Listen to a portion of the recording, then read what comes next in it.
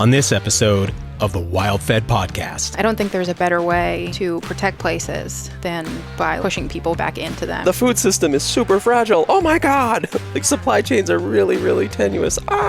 It's like, yeah, about time you kind of take a look at that. Historically, wilders have always been very valuable. And now all of a sudden they're being ignored. Yeah, there's a serious lack of wisdom going on in our culture right now. So I'm driving hours to get to a choke cherry shrub. And then I'm like, why am I not just bringing this home? So, I've got nursery beds full of all of my favorite foraging plants now. You produce more food from choke cherry than you can from a rotating crop of canola and wheat. Why wouldn't you want to have a greater diversity of food like right out of your doorstep when it's easy? And it's kind of like a win-win-win-win-win. As natural habitats become more fragmented, we kind of have to play a role in giving these animals at least corridors, give them something in your backyard. Episode 100 of the WildFed podcast, a wildly eclectic conversation with Jenna Rozelle, is brought to you by Surthrival. When I started Surthrival back in 2008, my goal was to create a supplement line devoted to the world I believed was coming. One where immune systems would be challenged, hormone levels would be suppressed, and our ability to adapt would be limited by the chemical and electromagnetic pollution that was becoming a constant. And I believed that nature held the answers. One of the first product lines I developed was our medicinal mushroom dual extracts. Medicinal mushrooms like reishi and chaga have both been shown in scientific studies again and again to be powerful adaptogens and immune system modulators. They help your body adapt to the challenging new health landscape, and they fortify your immune system against new and existing threats. In fact, their beta-glucans, those are complex, non-sweet, non-glycemic sugar molecules, make your immune system more intelligent, improving your white blood cells' ability to clean up unwanted biological intruders and your body's own wayward cells. Surthrival's chaga is made from wild chaga mushrooms, and Surthrival's reishi is made with organic wood-grown fruit bodies. Both are extracted in alcohol and hot water for a full-spectrum product like no other. Right now, and all through September at surthrival.com, our reishi and chaga mushroom dual extracts are 20% off with the coupon code ADAPTNOW. Head over to surthrival.com and use the coupon code ADAPTNOW for 20% off all mushroom products at surthrival.com. Hunting helped make us human, but the way we approach it has changed dramatically over the last few centuries, particularly here in the West. Commercialization, ego gratification, and an attitude of dominion over the land has turned many people away from our ancestral connection to wild animals and our food. Recently, there's been a renewed interest in hunting, with many looking to be initiated into the hunt, not just thrown into the modern attitudes and practices that have overshadowed it. That's why my friend Monsell Denton created Sacred Hunting. Sacred Hunting brings new or experienced hunters out on the land to learn to stalk, harvest, and field dress animals in a retreat-type setting, and in conjunction with sweat lodges, entheogenic ceremonies, and strong intention setting that prepares hunters for a lifelong spiritual relationship with the land and the animals they hunt. If you want to learn to hunt in a way that honors the land, our ancient human tradition, and the animals we pursue, check out sacredhunting.com. Monsell and his team will guide you through beginner hunts, and more experienced hunters will find unique opportunities available across the country and globe, like access deer hunts on Molokai in Hawaii, and even a northern Siberia hunt with the Nenets people in 2022. There are only a few spots available per hunt, so go to sacredhunting.com and complete their 2-minute application. Discounts are available when you let them know you heard about them on the WildFed podcast. Again, go to sacredhunting.com to learn more about Monsell and Sacred Hunting on episode 59 of the WildFed podcast. I'm Daniel Vitalis, and you're listening to the WildFed podcast, a show about reconnecting with nature through hunting, fishing, foraging, and food. WildFed. Food is all around you. I'm finally back in my recording studio after a whirlwind of filming for season 2 of WildFed on the Outdoor Channel. My legs are a burning, itchy mess from poison ivy, mosquito bites, and chiggers. My hands are snake bitten, and my torso's been chewed up by fire ants. My arms are covered in razor cuts from sawgrass and saw palmetto. My boots are still wet. My clothes are muddy and blood-stained, though thankfully most of that blood isn't mine. And I haven't had enough sleep in the last couple weeks. In other words, I've been having the time of my life. My batteries need to be charged, my knives need to be sharpened, and my rifles need to be cleaned, but season 2 should start airing this coming January. If you still haven't seen season 1 of WildFed, you can go to myoutdoortv.com, grab yourself a free subscription, and then check out all 10 episodes. Today's podcast is with Jenna Rozelle, a longtime friend of the show and someone who's been very involved, if not from a bit behind the scenes, in the modern wild food culture. She was one of our first guests, and we recently sat down with her to catch up and talk about the state of the wild food culture both here where we live and around the country. Jenna, our producer Grant, and I have a fun and lively discussion ranging all over the map as we discuss foraging, hunting, fishing, and general wild foods ecology, as well as share some thoughts about the future of wild food culture here in North America.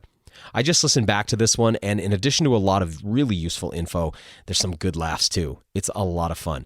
Jenna, if you're listening, it's always great to have you on, and you're welcome back anytime. Jenna Rozelle, welcome to the show. Good to be back, boys. It's been a while. We're at episode, we're right around near 100 episodes, and you were one of the first people to come on the show. Yeah, I don't remember which episode it was, but it was very early on. That show's done really well. It's one of our most listened to episodes. Really? Yeah. No pressure. Why? Fulfill yourself now. Okay, so yeah, I'm glad to be back, but I'm also like a little baffled. Like, you didn't tell me why you wanted me to come back, or like I have no idea what I'm walking into right now. So got to shake that tree, get those popular guests back on. Good to have you back, and excited to kind of hear about how things have been since we last saw you. The foraging world has gotten bigger since you were here. I feel like I'm noticing a huge growth in our space. Yeah. Fair to call it that? The space that we're in? The industry. Oh, that word. Don't Foraging call it an industry. That's gross. We had a guy get mad at us on Instagram because we made like a Velcro tactical patch with our logo, and he was like, "Oh, great, militarizing foraging." I was like, "Hey, man, we're just doing our thing. We don't represent all of foraging. I mean, it's just our thing, you know. Yeah. We just wanted a patch." Anyway, not the industry. Yeah, not the industry. I don't know what the word. Space is fine. Space is good. It's just so new agey, but anyway, yeah. What have you been noticing in that regard? I'm seeing a lot of growth. Yeah, it has seemed like it's had a lot of growth. I will say, I can't remember how many years ago it was that I was here, but I've definitely had a lot more interest in my classes. Yeah. That would have been pre-COVID, all that stuff hadn't happened yet, right? Yeah, way before that. So I think probably like 3 years ago now, right? Yeah, makes sense. Yeah, which is great for me, and hopefully for the people taking the classes as well. I don't know what it means big picture for the totality of the foraging space. You know, hopefully it's doing more good than harm. Obviously, there comes the risk of, like, you know, popularizing something and then it being exploited, or tragedy of the commons kind of a thing. Yeah. Seems like we're not there yet. I'm not seeing like a lot of people being like, this is getting out of control. So I haven't really seen anything of you. Depends on where you're looking. Yeah, you know what I mean? Local level. Yeah. Tell people about what you do, just if they haven't heard your first show with us. Yeah, in the most recent years, it's mostly teaching. It's mostly, well, especially since COVID, I'm not really doing my public group classes anymore. Yeah. It's more just private lessons. Yeah. And so people will have me come to their land or another piece of land nearby that they have access to that they want to learn more about, and I'll just talk to them, walk through it with them, and talk to them about how I would be interacting with that place, like as an omnivore. Yeah. Oh, that's interesting. It's a lot of fun. Yeah. Yeah. So you're seeing growth in that part of it, the people wanting to have you. Oh yeah, I haven't even really had to promote at all. Oh, I just get like a steady stream of emails. And what's the clients like? What's the sort of demographics if you were gonna? It's a big mixed bag. Yeah. So yeah, I can't really put my finger on, like, I don't know how they're finding me. I don't know, like, what channels they're reaching me through. Yeah, you're pretty active on social media, right? I should ask, right? I should. You're right. How did you hear about us? I did get a few classes from the first podcast that I did with you guys. Cool. Yeah, so that was awesome. Anyways, I can't really put my finger on the demographic. It really seems to be a pretty broad spectrum of people who are interested in it right now. That's another thing that seems to be changing. For a broad spectrum of reasons, too. But I think, obviously, like, COVID has kind of brought out more of a, probably like a fear-based reaction. Like, food insecurity is on people's minds, and they just, you know, they're looking for a reason to be outside more than they were before. And, like, so, yeah, I can hopefully offer something to all of those reasons. It's funny when you think about that thing of being fear-based, because there are times when people use fear as a motivator and it's really unhealthy. But this is a little different. This is kind of like you're on a space station and you just finally realize it's space outside, and you know, if you open the door, you'll, explode.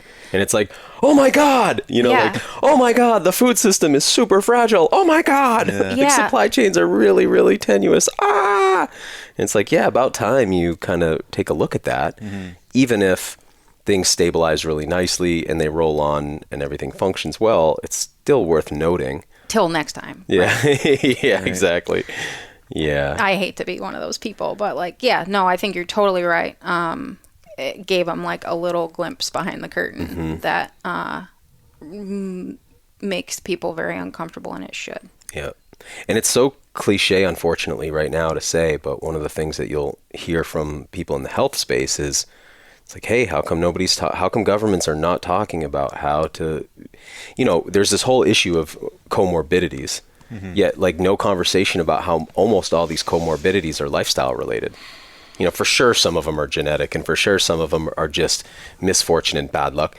But a lot of them, typically diabetes, especially early stage, obesity, another good example, emphysema, like these kind of things are caused by people's lifestyle. So the idea that there hasn't been any widespread discussion on that, and then the thing about the foraging world is it overlaps, dovetails with the medicinal plant herbalism world, which has a lot to offer. Certainly not like I haven't seen anything of like, this plant cures COVID, of course, right? That's because we're not allowed to talk about it. or looking, that's true. Like you can't use that language on like social media or on the internet. It gets shut down very quickly. Yeah, and actually, but prior to that, so that's one issue, is that like what you're hitting at there is like the censorship piece, which has been happening. But, I've been in the nutritional supplement world for a long time, and that I'll call it industry. And that's, the FCC and the FDA control what you can say.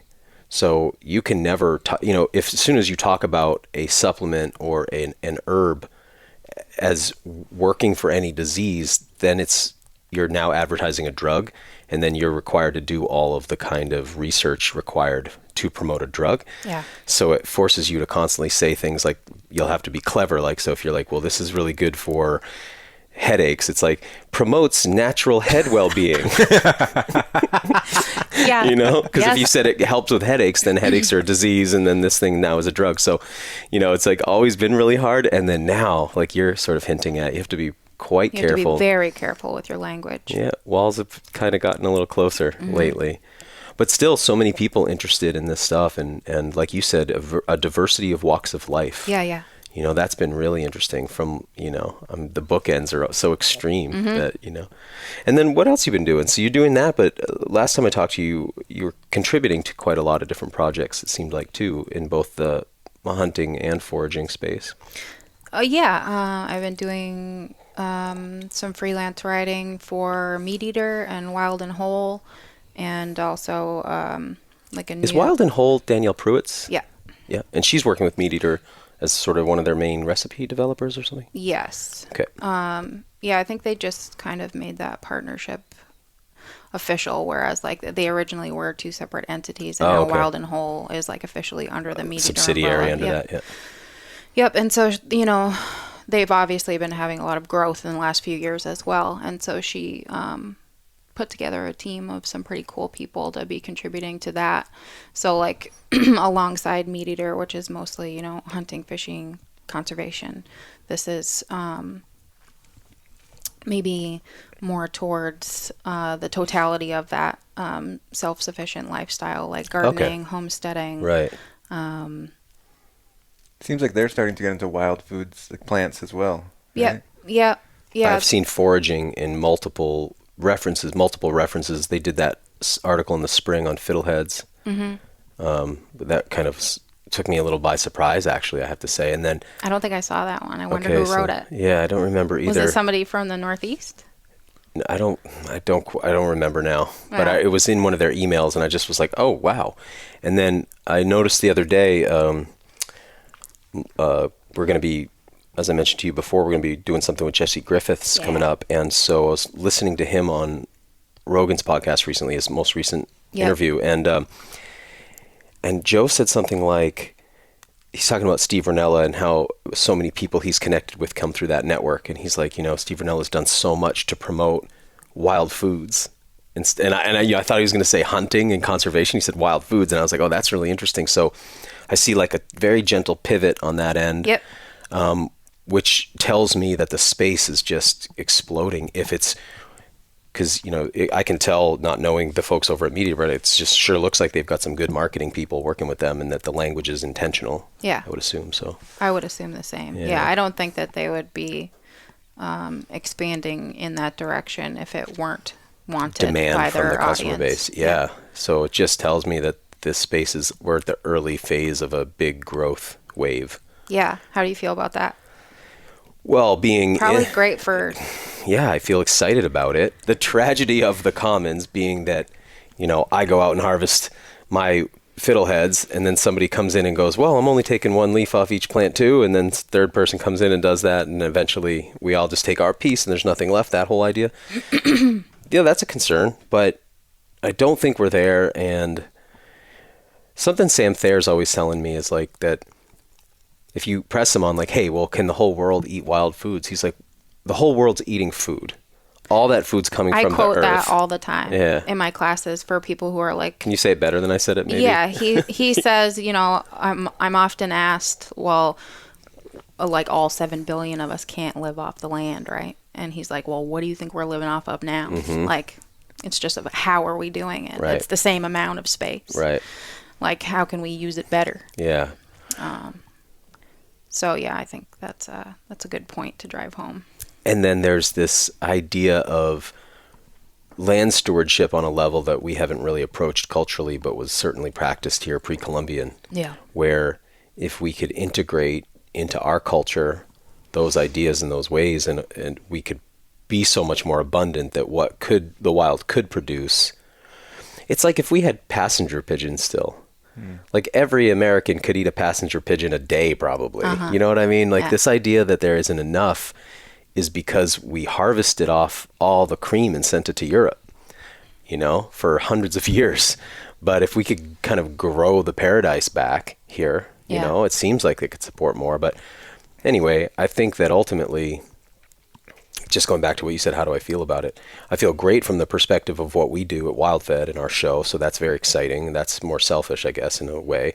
But then the project is really designed to connect people with the natural world, which just to me, there's no way to save natural places if people don't feel connected to them. So ultimately, I feel good about it. And but we'll probably run into some walls. Yes, I guess I'm curious, like, if you've thought about what those walls might be and what we might do preemptively. Because I'm with you 100%. Like, that's totally why I do what I do. Because, I don't think that there's a better way to protect places than by, like, pushing people back into them and, like, being as fully engaged with them as they possibly can. Even if that means, quote unquote, extracting from them or whatever. But hopefully, if they have the right teachers, then they're going to be doing that reciprocally. Yep. But I will imagine, just with large numbers of people in like that early part of the learning curve of like how to do this well, like we're gonna run into walls, and I don't have like the forethought or the imagination to like see what those might be. So I'm just curious if you've thought about it at all. I would say I also don't. I'm not an ecologically integrated enough person to have a really good grasp on that either. But because my knowledge of wild foods and places is pretty disjointed, having come to it late in life and pieced together like a mosaic of things. So. I say that because, like, when I last sat with Sam, for instance, we're sitting in a forest. Did you happen to hear the last interview I did with him by any chance? Yeah, I maybe listened to it twice. Okay, so did you really? Yes. Okay, cool. So I'm like, is she messing with me? I get tell I'm being made fun of. We're sitting there on this hilltop in Kentucky, and he's like, oh, this used to be a pine forest. And it's just like, wait, how do you even know that? Yeah, and he's can we like, switch brains for a minute? Yeah, and then he starts telling me things, and it's like, oh my God, I might as well be, without vision, because I cannot see any of this without you telling me it's there, and I feel foolish. Yeah. Because I know, like, as disjointed as my knowledge base is, it's very above average when it comes to discussing things in natural places and on the natural landscape and species and such. So it's like, whoa, if I'm that far ahead of where the average person is, and I can barely even see Sam in the distance, you know, like he's way up there in the stratosphere. It's like, so he'd be a better person to answer a question like that. But something that comes to mind, so, and why I brought this up in the first place, so every time I'm working with a plant again, you know, the year rolls around, I start to harvest that plant again, I'll pick up all my resources on it. So go to all my books, go to different websites, look at the studies and whatnot. And this year with chokecherry, I start looking up different literature reviews, what can I find about the nutritional value and stuff like that. And I came across this paper that was looking at biomass, food biomass from chokecherry versus a wheat and canola rotation. I don't know if you've seen that. Mm-mm. Man, they found, especially as you stretched it out over a period of time, that if you utilize the nutrients in the seed oils, and the fruit, that over a period of time, you produce more food from chokecherry than you can from a rotating crop of canola and wheat, which is pretty wild given that wheat is like a very high carbohydrate food and canola is a very high oil food. Mm-hmm. It's like when you start to think in those terms, it could, you know, it's possible that we could, but what's not possible is for everybody to forage off of these scrappy little bits of landscape that are in between people's yards that we have to go to get our chokecherries. Yeah. You know, like this year, we go to our spot where we were hoping to harvest and it's developed. We contact you and I think you're like, yeah, my spot got cut too. Yeah, you're like, one is paved, one's cut. Yeah. Yeah. So that's the thing is if lands that currently are in cultivation could be in, you know, wild perennial gardens or something like that, you know, semi-wild perennial gardens, or just managed better, we certainly could have the production. But I don't think we're going to run into problems on mushrooms anytime soon. It seems like they can really handle the load. The sea, it's interesting because I think we're going to run into probably more regulation. Yeah. As far as mushroom How do you feel harvesting. about that? I think it could be done well. Mm-hmm. I don't know what that would look like. I know, but will it be done well is the question, right? Depends on who's involved, I guess. Yeah, and hopefully it's not a knee-jerk reaction to something that happens, like somebody does something on the landscape. There's been quite a few mushroom poisonings this year. There's been an upswing, you know, in the past couple of years. From all this extra foraging on the land? Yeah. Because there's so many mushrooms. Yeah. I think a lot of times it's Boletus huronensis, which looks like a king. Okay. But not that one's not usually fatal, right? No, it's not fatal. It's nauseating and vomiting and stuff. Feel like death for a day or so. Yeah. But not fatal that I know of. No. Yeah, I think there's a few cases. Because I picked a king the other day, and I was like, let's be sure. Got out my Boleti book and spent a little time in there, and ended up looking up that mushroom. You know, because I'll spend more time reading about the toxic thing that looks like the thing I'm after than I will about the thing. You know, just like how do I be sure that I know that one really well? Yeah. But so that's interesting. So more poisonings. Yeah, and so you know that would probably be the thing to cause like a knee-jerk reaction. Yep. That would cause some regulatory sudden regulation. Yeah, and hopefully it's not something really sweeping. Thinking about the way tags are issued, it's like that system. So it's in place and has been for so long that I'm the least worried about, because that'll just mean less access, like less opportunity, because less tags will get issued, right? Yeah. They'll reduce the amount of harvest or tighten up the seasons. So maybe hunting won't be, the more people that come into it, obviously the less we'll be able to do it as freely as we do. But at least it won't mean, you know, the extirpation of species like it used to. The ocean's one where I'm like, what's going to happen here? Because there's, you know, you've got the push to farm the ocean. Then you've got, you know, it's easy to say, like, it's easy to criticize fishermen, but like almost everybody in the world's eating wild seafood. Everybody who's eating seafood's eating wild seafood. So the sea is already providing for everybody. Whether it can continue to do that is a question. But yeah, what are your thoughts on that? I'm going out deep sea fishing like next week, and I'm really excited about it. Where are you going? Out of Portland, my friend Ed Snell runs a charter Rita B offshore fishing. You gonna fish for pollock haddock? Yeah. Cool. Yeah, Have you ever fish. I went out on a charter many years ago, like probably like in my early 20s, like right when I had just started fishing out of like Hampton. I think I don't remember the name of the boat. Okay. But no, I haven't been since. Cool. So I'm like really, really excited and also a little nervous I might get seasick. Man, we've been talking about this, Grant and I, because it just seems like everybody we bring gets seasick.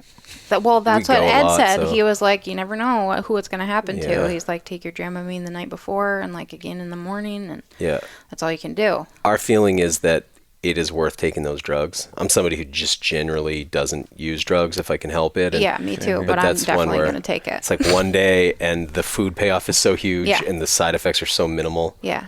Avani and I have a joke. We call it like no emotion day, because when she takes Dramamine, it's like she's just emotionally very flat from it, you know? Really? She's like, she gets very affected by it. It's pretty psychoactive for her. What? And so she has a whole method where she takes like a chewable, then she takes, can't remember her method, but she has like something she toggles the non-drowsy and the regular. Oh, she has a certain way that she does them, and then she likes to have a beer when she gets on the boat, usually too, like that helps. And then she can fish all day. She can go about 5-6 hours, fish pretty hard with me. But, it's just, for her, it's like she's a little high on them. Huh. Yeah. I've never taken it before. And I wasn't aware of any of those side effects. Oh, do you know when and I'm often, like, I just started taking, like, ibuprofen. Right. I don't take anything. That's how I am, too. I'm the same way. Should I be aware of No, other side effects? It's mild, unless you're really, really... She's got a very sensitive disposition, so she's somebody who will notice things at levels that a lot of people won't. But if you take, like, there's a thing that kids will do, like, where you take, like, a overdose of Dramamine, and it's a psychedelic. What? Yeah. So what is it? I'm doing it right now. You're on it right now. You look like you're having a good time. You're like, I texted the whole drive here. Didn't even feel nauseous. So Dramamine has two formulas. A non-drowsy is a chemical called meclizine, and that's the one that you're supposed to take the night before, and then... That also goes under the trade name Bonine. Bonine, yeah. So you take that the night before, and then... Wait, the non-drowsy you take the night before? Take the night before as you're trying to go to sleep? Yeah. Or just it's supposed to get into your system. Okay. And then the next morning, right before you go out, like a half an hour or an hour before, you take it again. And that's what's worked best for me.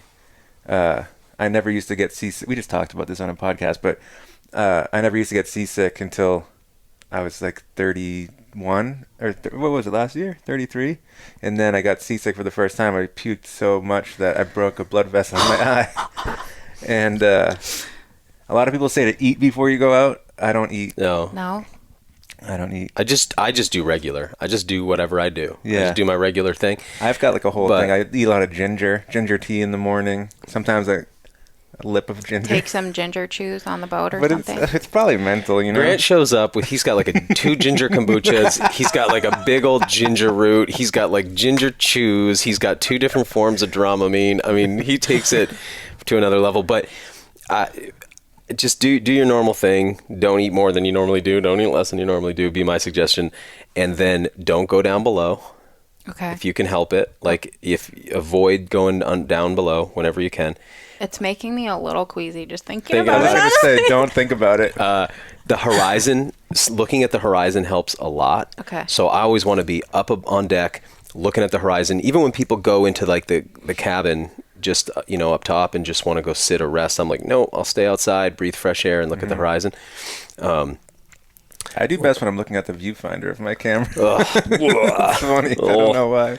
Every time I film, I don't get sick. The only times I've been sick is when I'm just fishing. If you're sick, throw up. Just make yourself don't fight throw it. up. Get it over with. Because people will stay sick all day by not throwing up. Every time somebody throws up, they're always like, I feel so much better. It's like, that's the key. Get, cold wind on your face. No, I'm and not a throw fighter. up. Like, as soon as I get I'm just like... Yeah, let it happen. But other than that, bleed your fish. That's the big one. Some boats, they just do it as a matter of protocol, and other boats don't. So, just either cut a gill or just cut at the collar where the collar attaches to the jaw. Yeah. And just cut in there and let the fish bleed, hopefully into water, like if there's a bucket or something full of water, and let them bleed in that. And other than that, they'll probably fillet for you, I imagine, on the way in. I'm sure he will if I want him to. Do I want him to? If you're going to have like dozens of fish, so because sometimes we'll come back, you know, if you've got 30 haddock, like the idea you're going to come home and deal with those fish, you're talking like a 24 hours of work. So, you know, think that through. Make sure you have everything. Something Are that's there any helpful. that I want to take whole? Yeah. Like So pollock? what I'll do is take a couple of fish whole, so that I can cook them whole. Yeah. And also get 'Cause that's my collars and preference. livers. Yeah. I want all the parts. But it's just that there's so much fish on a good ground fishing day that it can be pretty overwhelming. So have a plan. Okay. Have your cooler already full of ice in your car, so you're not going with fillets or fish to get ice. Yeah. We go so much. I'm not trying to sound like a know-it-all. We just go on these trips a lot. No, Yeah. I've never been. If you're going to so. take whole fish and you can take your cooler on the boat with ice, Yeah, that'd that's be nice great. too. Just put them right, because otherwise we're just going to be in warm water. Yeah. You know. But if you can keep some whole, the haddock and pollock livers are good. The collars are awesome, and that's my biggest. For me, when they go overboard, you know, because they fillet them on, it's just that I feel bad about the collars. That's If she's going to take them whole, would you gut them and then put them in the cooler? yeah. Yeah. I would. I'd bleed them and gut them. And, you know, if you had the opportunity, like if it's just you and a friend or something and it's not a bunch of people. Yeah, it's not a big party boat or anything. Okay, it's just a yeah. small boat. It's going to be me and I think his sister and brother-in-law. Okay. If you can remove the gills, just generally, like, so just cut all the gills away and take all the guts with it. Yeah. You can usually take that out as one big piece. Then, you know, because those start to go off first. Okay. So anyway, that'll improve the quality a lot, but man, they're good eating. I love it. Excited. And the cool thing about ground fishing too is sometimes stuff comes up that you're not expecting. Yeah. Like, that can a halibut can come up, a monkfish can come up. I would die if a halibut came up. Would I be allowed to keep it? I don't know. Depends anything if you're in about the- federal waters or state waters and what the season is and We'd be whether they have tags. And Anywhere from like 20 to 40 miles out. Yeah, they'll probably be able to keep one. I imagine they can. Cool. I'd have to refresh on the regs, but yeah, the federal waters are different. But we've been out tuna fishing this year, and so far it's been a lot of time on the water and not a lot of tunas. Yeah, So- that's the name of the game, right? That's what we hear. And then you get one, and it's a big Yeah, deal. It's a big deal. But Cool. How many times have you gone? 3, yeah, and we've brought one small fish a small fish being 100 pounds to the boat, and then we've, and that was just really funny because when the rod's fixed to the boat like that, you know, it's in a rod holder, and the gear is so big that 100-pound fish, which for me is like the biggest of Yeah. fish, Yeah. doesn't feel like much of anything on Oh, that really? rod that's made for a 1,000-pound fish. So, you know, it's nothing to bring it to the boat. Yeah. And then we were like, oh, it's small. And then I'm like looking at him like, but it's small, but it's like eye is as big as a horse's eye. Like, you know, like context is weird in that way. But anyway, it's been neat to see that whole art, you know. Oh, man. They're deep in the game. Yeah. And then the other thing that I've noticed is funny is when we're tuna fishing, in downtime, I'll ground fish because we're in the same area. So I'll just go to the Oh. bottom and I'll bring up haddock Okay. and pollock, which, you know, some of them will end up as baits anyway. And I'll Yeah. just keep a bunch of fish. You know, you might get into Acadian redfish. They're also really good to eat. I love those. Yeah, so we're catching those, and then when you're fishing for tuna, you know, you saw this, Grant. I was bringing up pollock, like good big pollock, 2 at a time sometimes, and it'd be like, you know, whatever, just because like these are fish that I live on and love to eat, but when you're trying to catch tuna, you feel like, nothing's happening here. Yep. I'm just catching these pollock all day. And then when I'm on a pollock trip, I'm like, yes, I got all these pollock.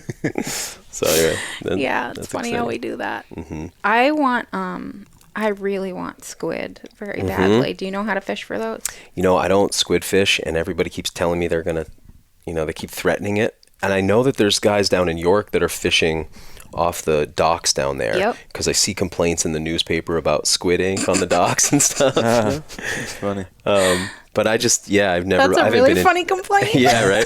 I haven't been introduced to it yet. No, so- I haven't either. I did ask. I belong to the Backcountry Hunters and Anglers Facebook group, and I remember asking for some guidance there last year and got some good responses. And yeah, I think the dude told me that down in like the York, Kittery area, gets a lot of action, but Yeah. there's like enough for everyone. So like even if you Yeah. see a bunch of fishermen out there, there's probably plenty a of reason for that. squid. Yeah. They say around the lights. Yeah, it's the tuna captain. Sometimes, you know, if they fish overnight, they catch a lot of squid. But we've been going out in the days, and so Yeah, I've never seen how it's done off of a boat, like offshore. yeah. using those squid jigs. The ones, you know what I'm talking about when I say squid jig? Yep. You've seen them. So what I saw, Like what you would catch mackerel on. That's a sabiki rig. Like a Christmas tree rig? No, so different. So a squid jig is like a kind of a little popper that has all of these spikes coming off it. It's like That's hard the one I thing got to caught in that net last time. Oh, you did. Grant got a squid jig in a net, and anybody who knows what a squid jig is can picture nightmare? this. It was a nightmare. Yeah, I'll show you one after, but I'm trying to describe it. What it is all of these barbless hooks that stick off of it, pointed up, so that when the squid reaches out and tries to grab it with its tentacles, it gets hooked onto this thing. So he ran multiple, and in the middle of that, he had a basket with some cut bait in it, some chunked bait, so that he could fish those kind of like a sabiki, Cool. like a Christmas tree, but it's a really specific thing that they're catching them on. It's not like fishing hooks, All right. so something different. But yeah, anyway, the fishing really brings the whole thing together. I have been talking to folks about the canyons. You ever hear people talking about the canyons? In Maine. Well, like way off the coast, though. Oh. So the canyons are like the continental shelf, just before you reach the Gulf Stream. So I don't know if I've ever heard them called that. yeah, so from Maine, if you wanted to, so like a lot of the sword fishing's done there. Yeah. So as you go down the coast, getting to the canyons is a much easier ordeal. From Maine, it's like a all-day steam to get out there. But as you get down towards Cape Cod and then south of there, it's a much shorter day trip to get out to these canyons. But what it is where the continent actually drops off, and you go from like, what were they saying, 700 feet to 1,700 feet, like just a drop off. So crazy. So if you peel back the water, what you see is this used to all be exposed land. Yeah. I imagine when the water was locked up in the glaciers. Yeah. And then where the rivers would run down into what was then the sea, they've carved out these deep Grand Canyon-like canyons. And then the Gulf Stream runs along that outside of it, bringing warm water up, and big gyres spin off of that, and they go over the canyons. And so mahi-mahi and tuna and swordfish and all these pelagics follow that and feed as it hits the canyons. They can push bait up those walls. But it's just a really long trip and a very expensive trip to go on. So we've been looking at boats and trips and talking to captains. Are you going to go south so it's a shorter trip I would go south, yeah. But we just did an interview with the fishmongers of New England, who I have a card for you. Do you know those guys? I think I know one of the. Yeah. I have their schedule, their farmers market schedule. I wanted to pass you. But anyway, they go out there for their pollock fishing, right? In the winter, I think, right? Dang. They go out there. They said it's like, all day. They get out there, they catch all the fish really fast, and then they turn right around and come home. Yeah. So it's happening. So anyway, I wouldn't mind going from Maine. I love being on a boat all day. So. I think I saw that they had squid the other day. Really? Yeah, and I wanted to ask them what their method was. Yeah, their scallops are amazing too.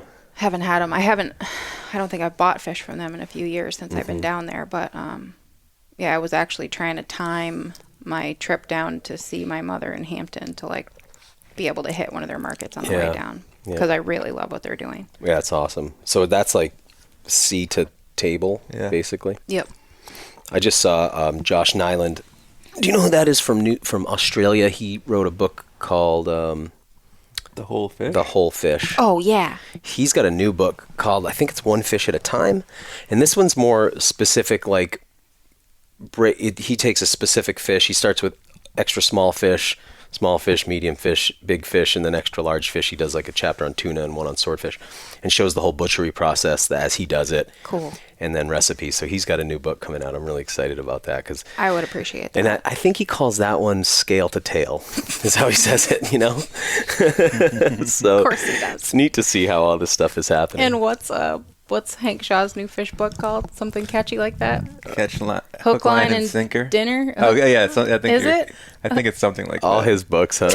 All his Line books. and dinner. Buck moose. I know. Duck goose. They're so good though. Yeah. You can laugh at the title if you want to, but you're still going to use his recipes. Fantastic stuff.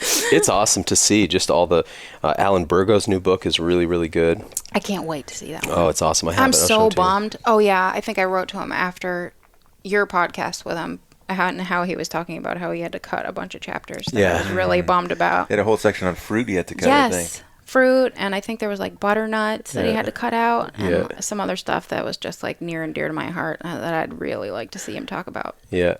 Well, it'll all come out. If he has it, it'll come out somewhere. I Yeah. mean, he is doing 2 more volumes. Oh, okay. But that's a really unique book. I think for foragers, that one's different than anything I've ever seen. Some of his stuff is really special.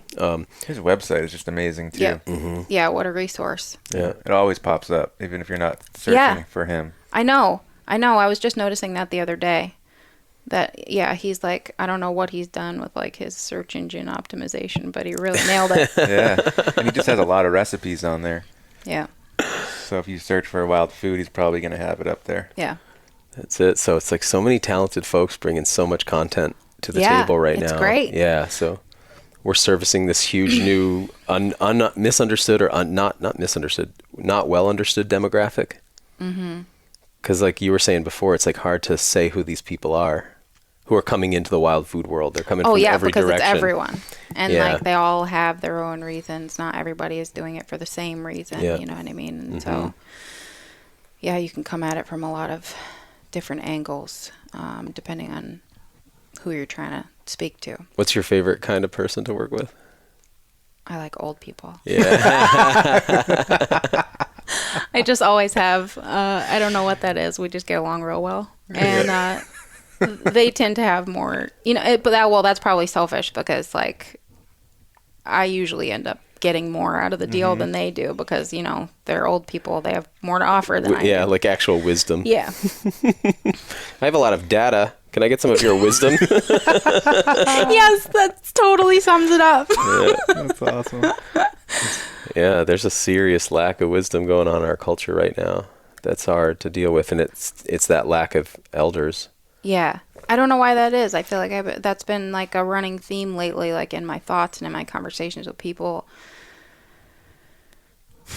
I don't know why or how that happened. Like, historically, people on this planet, of all of our time here, elders have always been like very valuable. And now all of a sudden they're like being ignored completely. And I think we're all paying the price for it.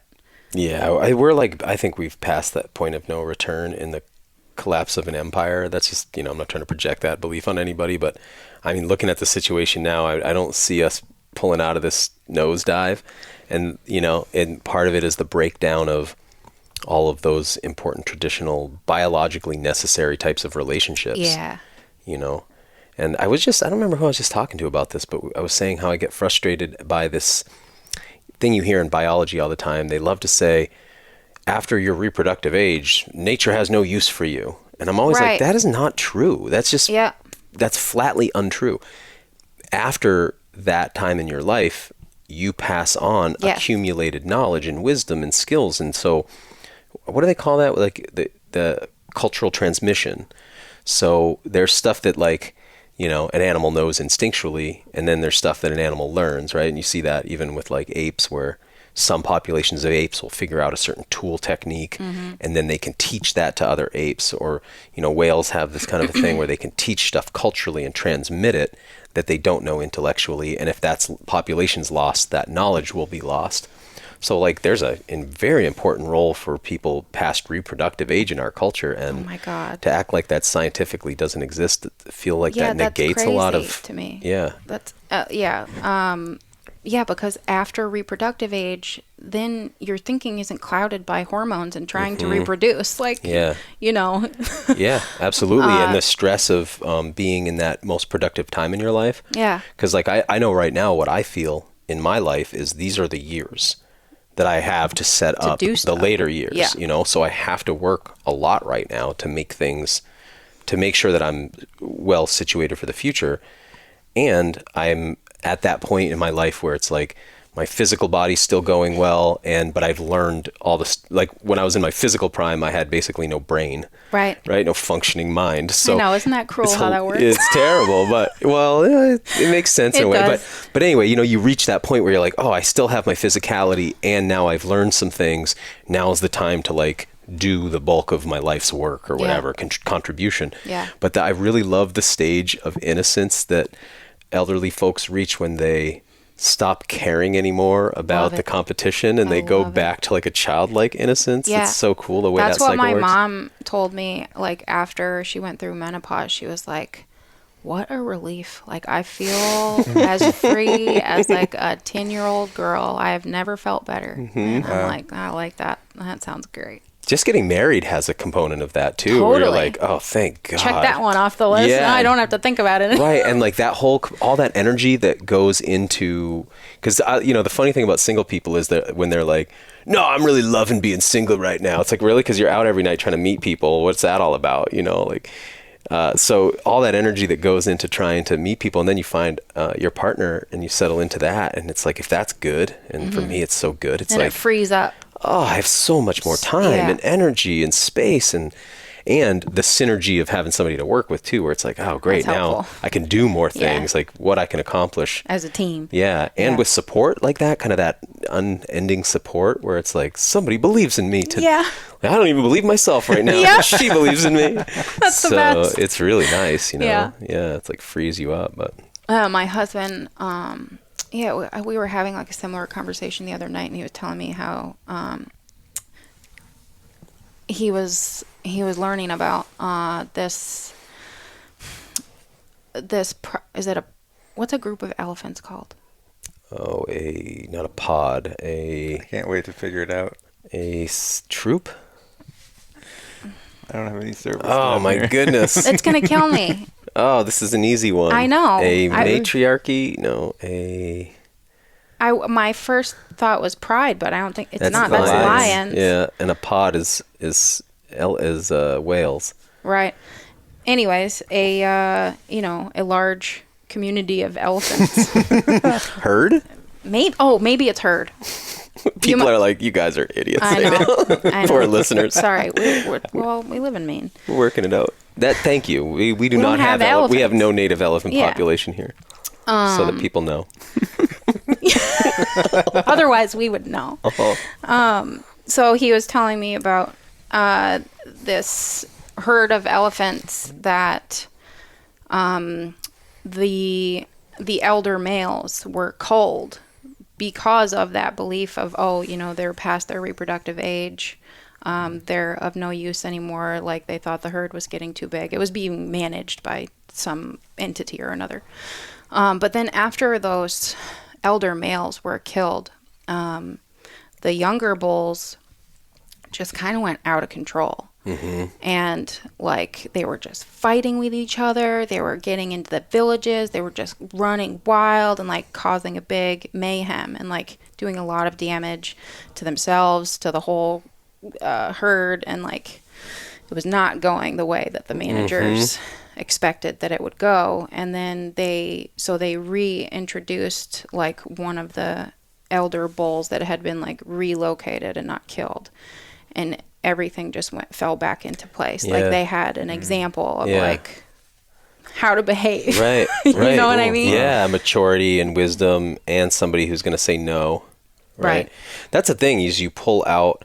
Well, it's the same with like governments when this happens. Like, when you pull out of a nation, let's say, and then you leave a power vacuum, and then it's like that nature abhors a vacuum. So if you leave a vacuum, it will fill in. So if you leave a vacuum and all that's there are young, precocious males, of course they're going to come in, and it's going to take a while for them to establish what's what. And I have this anecdote. This means nothing scientifically, but just an anecdote of, we were talking before recording about hog hunting, and Grant and I and our friend Mark were down with our friend Tony in Savannah last year hog hunting, and I ended up harvesting like the big boar on the land.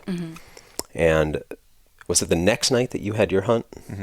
So I bring in this like the big matriarch and patriarch of this sounder of hogs.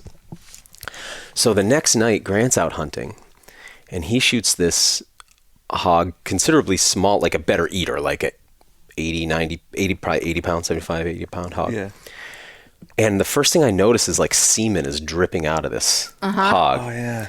And when we butcher it, there's a point where maybe it was you, you're like, what's that? And I'm looking, and it's the prostate gland. Super swollen. Huge, but looking like deep underwater sea photography of bioluminescent jellyfish or something. Like it was glowing with, there was like blue and pink light almost inside it. But not really light. It was our flashlights reflecting off it, but it looked like you were looking at a nebula or something, like whatever was going on with this prostate. And I thought, oh man, the Big Daddy came off the land last night. Oh yeah. And I remember talking about that. We shot all 3 hogs of this group of males. There was 3 of males exactly the same size as the one you got. They were all together. Remember, you shot yours, 2 ran, and then Mark and I ran into those 2. Right. But only yours was the one of those 3 males that was clearly becoming the next, boss hog. And the hormonal thing that had happened to him looked to me, again, anecdotally, like it happened in a flash. I mean, his prostate didn't make sense. I've never seen that in an animal before. This thing looked like it had come down from heaven and landed between this hog's legs. I mean, it was amazing, like all lit up and shiny. And you remember there was like semen was just dripping out of him. It was like, what has this guy been up to? Well, I'm sure we know, but yeah. Anyway, so I think it was that phenomenon is that, and I've seen that with, they say that in the different primates that have been looked at where the alpha male or whatever, I don't know if they still use that term, but it sounds like that would be so taboo now, but whatever oh my gosh, we haven't gotten rid of that yet, have we? I know. I think we have. We should if we haven't. Anyway, the lead male will have high testosterone and low cortisol levels, and the rest of the animals in the troop will have higher cortisol, lower testosterone. If he's taken out, the new one immediately testosterone goes up, cortisol comes down. So there's like a hormonal thing that happens. Yeah. And you'd imagine with those elephants you're describing, all those young males suddenly get a testosterone surge that's suppressed by the dominant male being there who like keeps their T levels down, right? Yeah. It's nuts. That's like magic. It's that prostate was magic. How do we not eat that thing in the end? You didn't? My friend Monsell wrote me yesterday to be like, or 2 days ago, have you ever drank amniotic fluid? And he sends me a picture of him holding I think somebody had harvested a pregnant doe. And he had like a Ziploc bag full of amniotic fluid. And he's like, oh, it's delicious. We're all drinking it. I was like, I have not done that. Wow. No, I've never even heard of anyone doing that. Like, I guess I'm not surprised. Like, if I just had never thought of it. Mm-hmm. I know, it's like never occurred to me either. And typically hunting seasons aren't open when you would run into this phenomenon anyway. Yeah, maybe that's why I never thought of it. Yeah, so it doesn't come up that much. Yeah, like I've heard of people like drinking the milk of a doe that's... Did you? Have you? We'll get right back to the show in a moment, but first, hunting season is right around the corner. Are you interested in learning to hunt effectively with skill and good ethics, but feeling overwhelmed with how much there is to learn or not knowing where to start? Maybe you just need a little support to make it happen.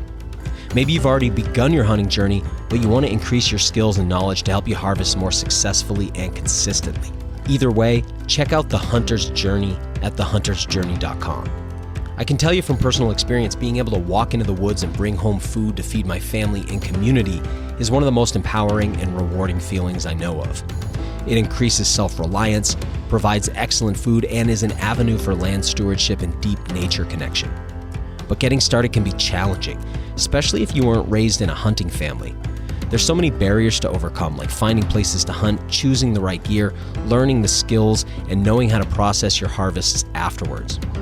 Chris Gilmore from episode 58 on tracking and awareness has designed this inclusive course and community to help you overcome those barriers and make the dream a reality. This course will walk you through step by step, beginning wherever you are now, all the way up to successful harvests and beyond. And Chris has extended a special offer to WildFed listeners. Go to thehuntersjourney.com to watch the trailer and enter the coupon code WildFed100 for $100 off the course. Again, that's thehuntersjourney.com, and the coupon code WildFed100 gets you $100 off the next step on your hunter's journey. Now, back to the show. Drinking sounds like there's more quantity than what we sampled. We sampled it. We sampled it. What, was it good? Yeah, it's great. It was so good that it was like, next time, let's put a little more focus on that. Have you ever taken the mammary off of a doe when she's like milking still? No. Otherwise, I would like to try it. It's pretty neat. It comes off like as if it's not attached. Yeah. It just like separates right. Like once you take that very thin summer, because it'd be in a summer hide. Yeah. You take that really thin hide off, and it's just sitting there. And it just sort of, you could peel it off without a knife for the most part. Just like comes away. But yeah, you know, it squeeze it and milk shoots into Grant's eye sometimes. Is that in the blooper reel? I wish that was recorded. Yeah, Yeah. we didn't film that. No, there's certain things that we just put the cameras down for, but Like all the good stuff? But yeah, we were Avani and I were just talking about this too, because she had read a couple years ago. She had read Clan of the Cave Bear, and in that book they harvest like a mammoth female pregnant mother, and they talk about eating the fetus mammoth, you know, which I imagine is a sizable thing. Yeah. And we were talking about it because we were talking about how today that sounds so awful to people, but like obviously in the context of staying That alive must on have the been landscape, amazing. that's You're like a gonna really eat. important food source. Yeah. And an easier one to capture, Yeah. you know, probably than a, Yeah. you know, that big dominant male we were talking about who's going to face stomp you or whatever. So. Yeah. Wow, we're in like the terminal end of a wormhole here. I'm going to pull us out of it. I never thought I'd be craving mammoth milk until now. Well, whale milk is something. I mean, Really? yeah, the fat content. Because think about how much fat is Oh, on a yeah. whale, and then think about how much fat. You know, you baby need all those needs it. calories, and that whale needs blubber to stay warm and all of that. It needs a very high calorie diet, so the fat content is of Is this something whale that you've milk heard is very of high. humans eating? No, Does it also taste like fish, though? that's a great question. Probably does. Probably does. You tried to get us out of this wormhole. Now we're I going wouldn't let you. We're deeper down now.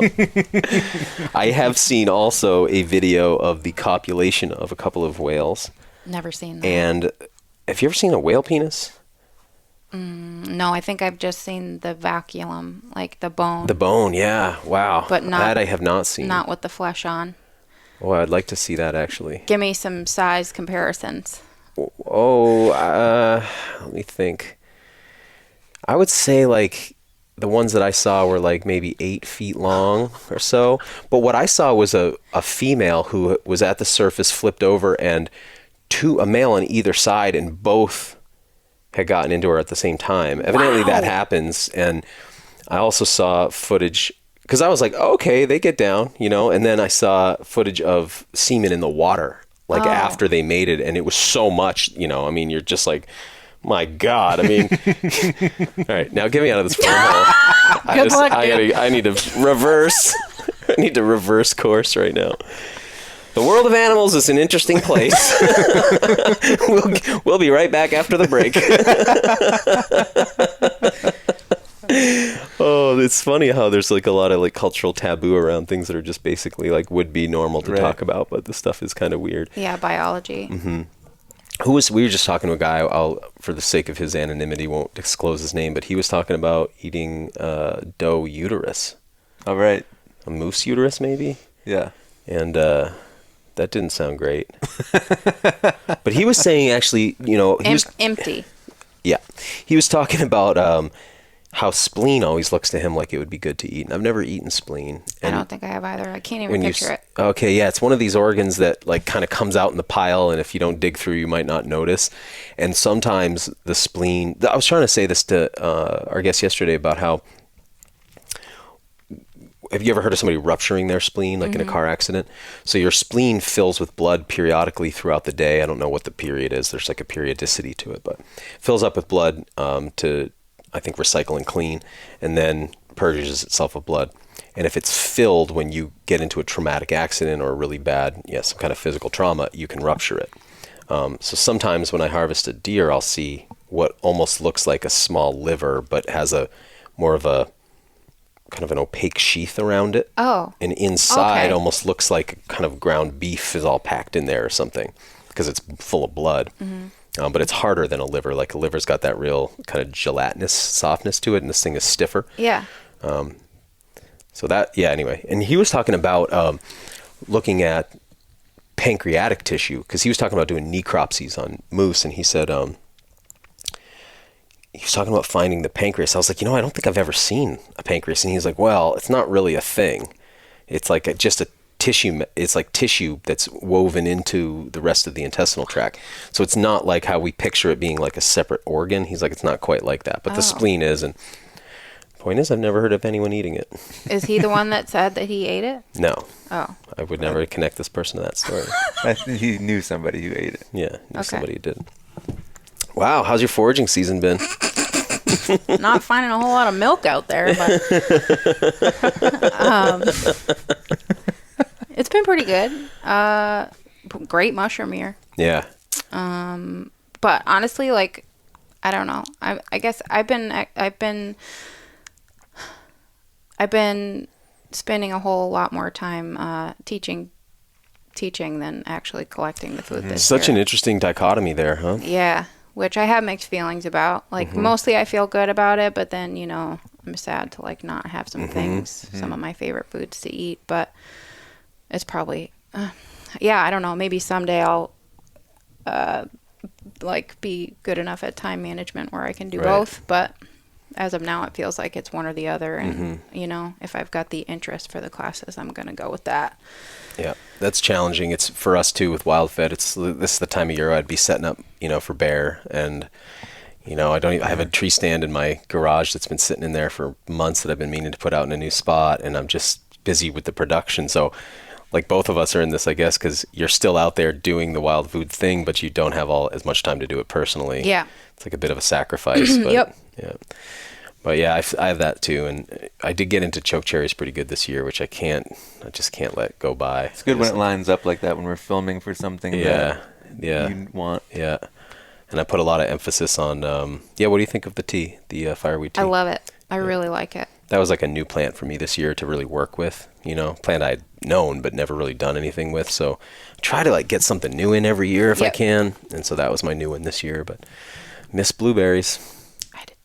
Oh, isn't that so gross? It's the worst. And the thing is, if I don't harvest them, I buy them, and I hate that. I'm like a day away from like making the call on if I'm gonna buy them or if I'm just gonna suffer and like punish myself for not doing it. I don't know. Where do you get them from though? Because I think that was part of my thing. Is like I don't even know who to buy them from. Like, yeah. Well, here's the challenge. Well, I'll just talk commercially. I don't know locally. Yeah. So I can't speak about buying. I just talk with supermarket here for a second. Okay. The challenge is so you can get the wild blueberries, usually from Maine, like Wyman's or something like that. But everybody knows they treat that stuff. They spray the shit out of those fields. With fungicides. Yeah. Or you can get organic blueberries, but then these are the domestic variety. They're those big fatties with very little flavor, and they're not that nice to eat, but you know they're clean of pesticides, so it's like a challenge to know, kind of alternate between them. Okay, so probably not going to get them in giant amounts of bulk then, because I do have I think I've got a few they're like wild tinted organic in this area actually. Like I probably passed their place. I think it's in Brownfield, and I bet they still have some stocked up. I can't remember the name of the farm. They do a pick your own thing there or anything? No, but they used to supply a farm stand that I would help out at. And there's they were like the only wild game in town. Yeah, I'd love to buy like several flats and just put them away, because we went out to where we go for blueberries. The week before the blueberries are perfect, we get into the amalanke or the shadbush. So we went to shadbush harvest this year and put a bunch of those away in the freezer. But I do a smoothie every morning and I use berries in it. Well, I usually use blueberries. Yeah. And I've been going, we just don't have as many shadbush berries, and when I use them, the smoothie is very good, but I feel so good, like it's so wasteful. I feel like I'm in one of those like hip hop videos, like throwing cash in the air, just like bottles of, Cristal just spraying for no reason. Like, this was $150. It's like just putting all this shadbush in my smoothie feels like wrong to do because it's so valuable to us. But now Vonnie puts like 5 or 6 in her oatmeal, Oh my gosh. And I'll be like, half a bag of them go into my smoothie, 2 cups or whatever. Hey, but smoothie, that's what you get it for, right? Yeah. Otherwise, you end up like hoarding it, and then next year comes around and you're like, oh, I forgot about those. What? Yeah. Do you do that a lot? All the time. Yeah. I just started keeping like a freezer inventory, so I would stop doing that. That's really cool. I want to know about that. Oh, you just open your freezer every now and then and make a list. But you have a list, like you have a checklist somewhere. You just have to maintain that. Yeah. So every time you take something out, you just... Yeah. my freezer right now, my freezers. So in that room over there, I've got 3, and man, it's not in a good. Especially you get it to a with- great place, and then it's like start over. What were you gonna say? Well, with the top loaded, like the big chest freezers that are top loaded, like you can only see the top level. Like it's so like as far as like cold efficiency, it's efficient, but as far as like utilizing the bottom levels, it's not efficient. Quick hint: there's some product ideas here. I've got a stand-up freezer. It's great. You can see everything, but every once in a while, somebody won't close the door It the leaks. whole way. So that might have been me once. When you walk up to the freezer and there's blood on the ground, you're just like, my God. Yeah, That happened to my neighbor recently. I felt so bad. He had like 2 deer and some moose and like a bunch of berries and like, a lot of hard-earned food. And somebody left it open. Nervous right now. I'm just like having a mental image of my garage with a bloody floor. Like, did I close it last night? I'm a very organized type of person in many ways, but the freezers are just hard to do because there's times where you've got to throw stuff in there, and so like on my top layer, like you were just talking about, it's like, okay, I got a deer hide in there that just has to come out. I'm just not going to do anything with it. So that's like, how much space that takes up in a big old contractor bag. I've got a bag of shark fins. It's like, dude, are you ever going to make shark fin soup here? You know where those came in handy is the other day. Ivani had a new student come here to, they were like, you look shark fin. Well, there was like 4 kids, and the kids were like, oh, skulls, Yeah. And then it's like, well, what are you guys into? And it's like, oh, sharks. It's like, oh, I have shark teeth. And then I'm like, you want to see something really cool? I go down to the basement. I come up with a bag of shark fins. Because they could touch the skin, the texture of the skin. But it's a lot of those kind of things. I've got like a bag of tongues, like all those kind of weird things. Oh, I have whole shelves of just organs. Yeah. I just found a beaver tail. I was like, that's where that went. I would like to try that. That's one I haven't tried yet. Yeah. Are you going to roast it? Supposedly you cook it on an open fire. Yeah. And then peel the skin away. Yeah. I want to try it real bad. Yeah, cook that thing up. I have one of the things I'm feeling kind of bad about, and it needs to come out of the freezer. I'm not sure what to do with it yet, but I had a lot of haddock and pollock from last year that I thought we had eaten through it all, but it was like another bag that I'd missed. Yeah. Because as the season's starting to open, I'll start cooking fish like every night to cook through it all and then put the new stuff in. But I've got quite a bit of pollock and haddock from last year, and just like old fish that old, I'm just not that excited about it. So what's the best use for a year-old fish? Grant making chowder with it. Yeah. Chowder, and then are you going to eat the chowder or are you going to refreeze it? I bet you were going to refreeze it. No, the size of the batch, though, with this make amount small that I have. batches of chowder. It's going to be like a month of Is eating. it like in multiple bags? One of the things that, let me just kind of back up here. One of the things that I've figured out with the haddock and pollock fillets, because again, like on these head boats or charter boats, you come back with so many fillets. So I'll take the fillet, lay it down on a cutting board, and you've got like what's basically the back strap or like the loin. That's that thick, nice piece of meat. But then it tapers down to the tail, and it tapers down to the rib and belly meat. And if you try to cook that thing whole, you'll dry out the tail and the belly meat. So what I do now is I slice off all of that. And I'll cut out the center rectangle of that nice loin. Those cook really evenly, and if I vacuum seal those in 2s, it's like perfect for our dinner. Yeah. So then I end up with all these bellies and tails, which I think have more flavor. They're a bit nicer, but they're more delicate. And I'll put all those into bags, and I'll vacuum seal this thing. It'll be like tails and bellies, and it'll be this huge. So I don't know what's that, like at least 1 foot by 1 foot size vacuum bag. So I have multiples of those. Oh, that's great. Each one's a batch of chowder. Okay. Let's get on the chowder game, bro. We're using whale milk, though. And paprika. Don't try to sell me out. You're always trying to cut the paprika out of the recipe. You put the paprika in your own bowl, all right? I will. I don't know where I stand on paprika. In chowder? You don't think like a little sprinkled on the top of a New England clam chowder is just about right? It's the color contrast. I never heard it. I do. I like it. It's a good idea. I could dig Pretty it. too. Well, you act like I made it up. I mean, I thought you did. everywhere I've ever gotten a chowder in my life, they always put a little paprika on the top. Yeah, I mean, where am I like alone? Daniel also says like the 302, like when he's like talking about roots Like, and I was like, dude, that's a California thing. And he's like, no, it's not. I didn't grew up here, man. Do you say like, hey, I get on the 302, turn left on the 117? No. You say get on 302 and turn on 117? Yes. We're from New England. Whatever. The one thing I was right about. Yeah, I'm on Team Grant there. Okay. Well, I'll let him give you the directions. Good. I'll understand them. Wow. Anyway, freezers. I wish somebody would come out with a good organization system. I've tried a bunch of things. Like I've tried using like shopping bags, and then labeling all of those, and it works for a while. But then the bags break down because of the cold, and things start to fall through the bottoms of them. And you use crates too, right? But that takes up so much space. I do, but I still do use those because the thing about milk crates that's nice is then you're not putting too much weight on vacuum bags, so then they're breaking the seals. I like that. So if you fill that up nice and organized, and then you can stack them. But the thing about most of those chest freezers is because the compressor's in there, it's like the transmission between you and the passenger in a car. Yeah. There's like a spot down in there where that compressor is, so it's not even.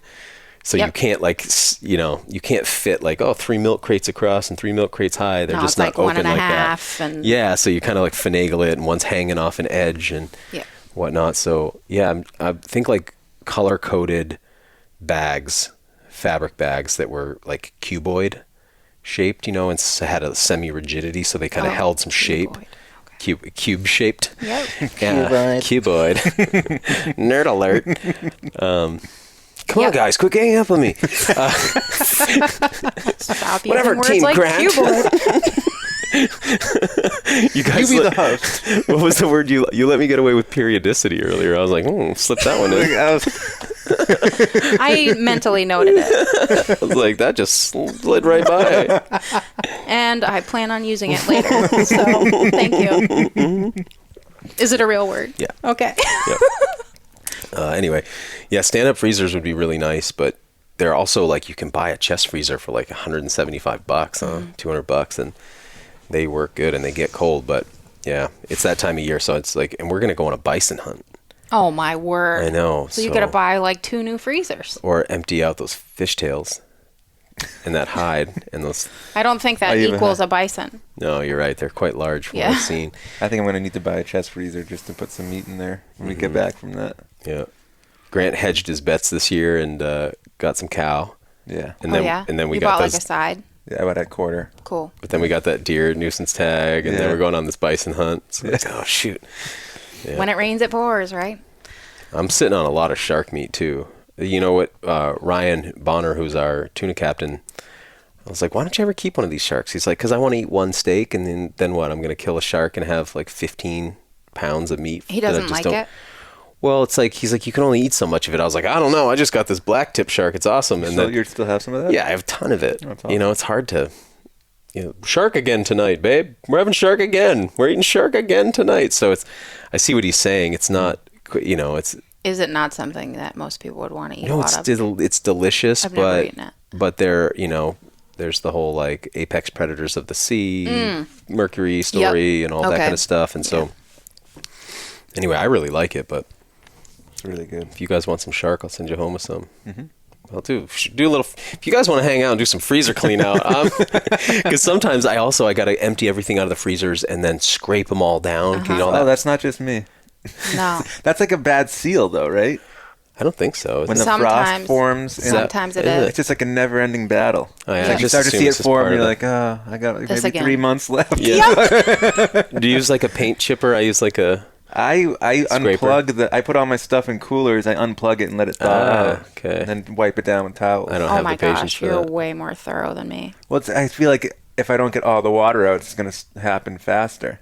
Also, if you put like a big box of vacuum sealed bags that have like condensation on it, that's just going to turn into crystals. I never thought about it. It's You're just- absolutely right. And you're so much more thorough. You just let it melt, freeze on the bottom, and then you're like, it's good. It's more ice. Yeah. I hadn't used that logic, but yeah, I'm going to now. Yeah. Yeah, no, normally I get the accumulation of ice like around the the seal, like Mm-hmm. you're saying, you get a bad seal because of that buildup, and I just like whack it with a hammer or something. But I don't bother like going any farther down than just that I lip. take everything out and I clean them out and start over. But what starts to happen is when people get like really skeeved by like fingernails on a chalkboard. Yeah. I get it by fingernails on ice. Oh, really? And the sound when I'm lowering one of those milk crates down, if the ice has if that frost is built up, and the sound of that milk crate scraping down along that frost, I'm like, oh, I get the heebie-jeebies really bad. I kind of enjoy that. Oh. You don't want to hear something funny? You know how women get like pregnancy cravings? I'm like, yes, many women do want to get pregnant. Like, oh, wait, no, you mean cravings while they're pregnant. Yeah, for food while pregnant. Yeah. My mother's strongest pregnancy craving when she was pregnant with me was for that freezer ice in the commercial freezers really? at the grocery store. I thought you were going to say whale milk. Do you know, though, She made her own. you know about that? That's pica, it's called. I don't know what it is now. Modern medicine calls that pica. And so there's this phenomenon where pregnant women will eat, they like often the commercial grade ice cubes that are hollow in the middle. Oh. They like paint chips. They like, chips? hear me out. It gets weirder. Starch, like corn starch. But anyway, the idea, what the thinking is that this comes from geophagy, which is like eating clay and soil and stuff. Oh. And that in Africa, there's places where the women make mud pie patties, and they eat them while they're pregnant. And the idea is that it's a craving to detoxify the body, using the adsorption of those Clay. because you got negatively charged clay particles that'll Cool. bind to positively charged toxins. So they think that maybe what's happening in developed places is that is so broken now, and there's no, like, you have the physiological craving, but it's that cultural transmission Yeah. of knowledge of what you're supposed to do with it. Yeah, so you eat paint So chips instead. yeah, but like bentonite clay would be like the best commercial substitute for that.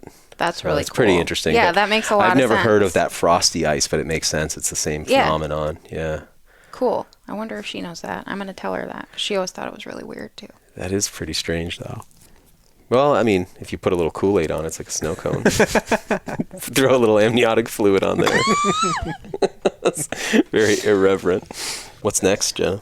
What's directly in front of me is when I leave here today, I'm going to go home and make a giant batch of kraut or like fermented things. Yeah. From like, because I've got a bunch of excess coming out of the garden, and obviously like wild greens and stuff are peaking. So, and I think it's still supposed to be rainy later Yeah. today, as far as I know. So, Doing fermenting cabbages.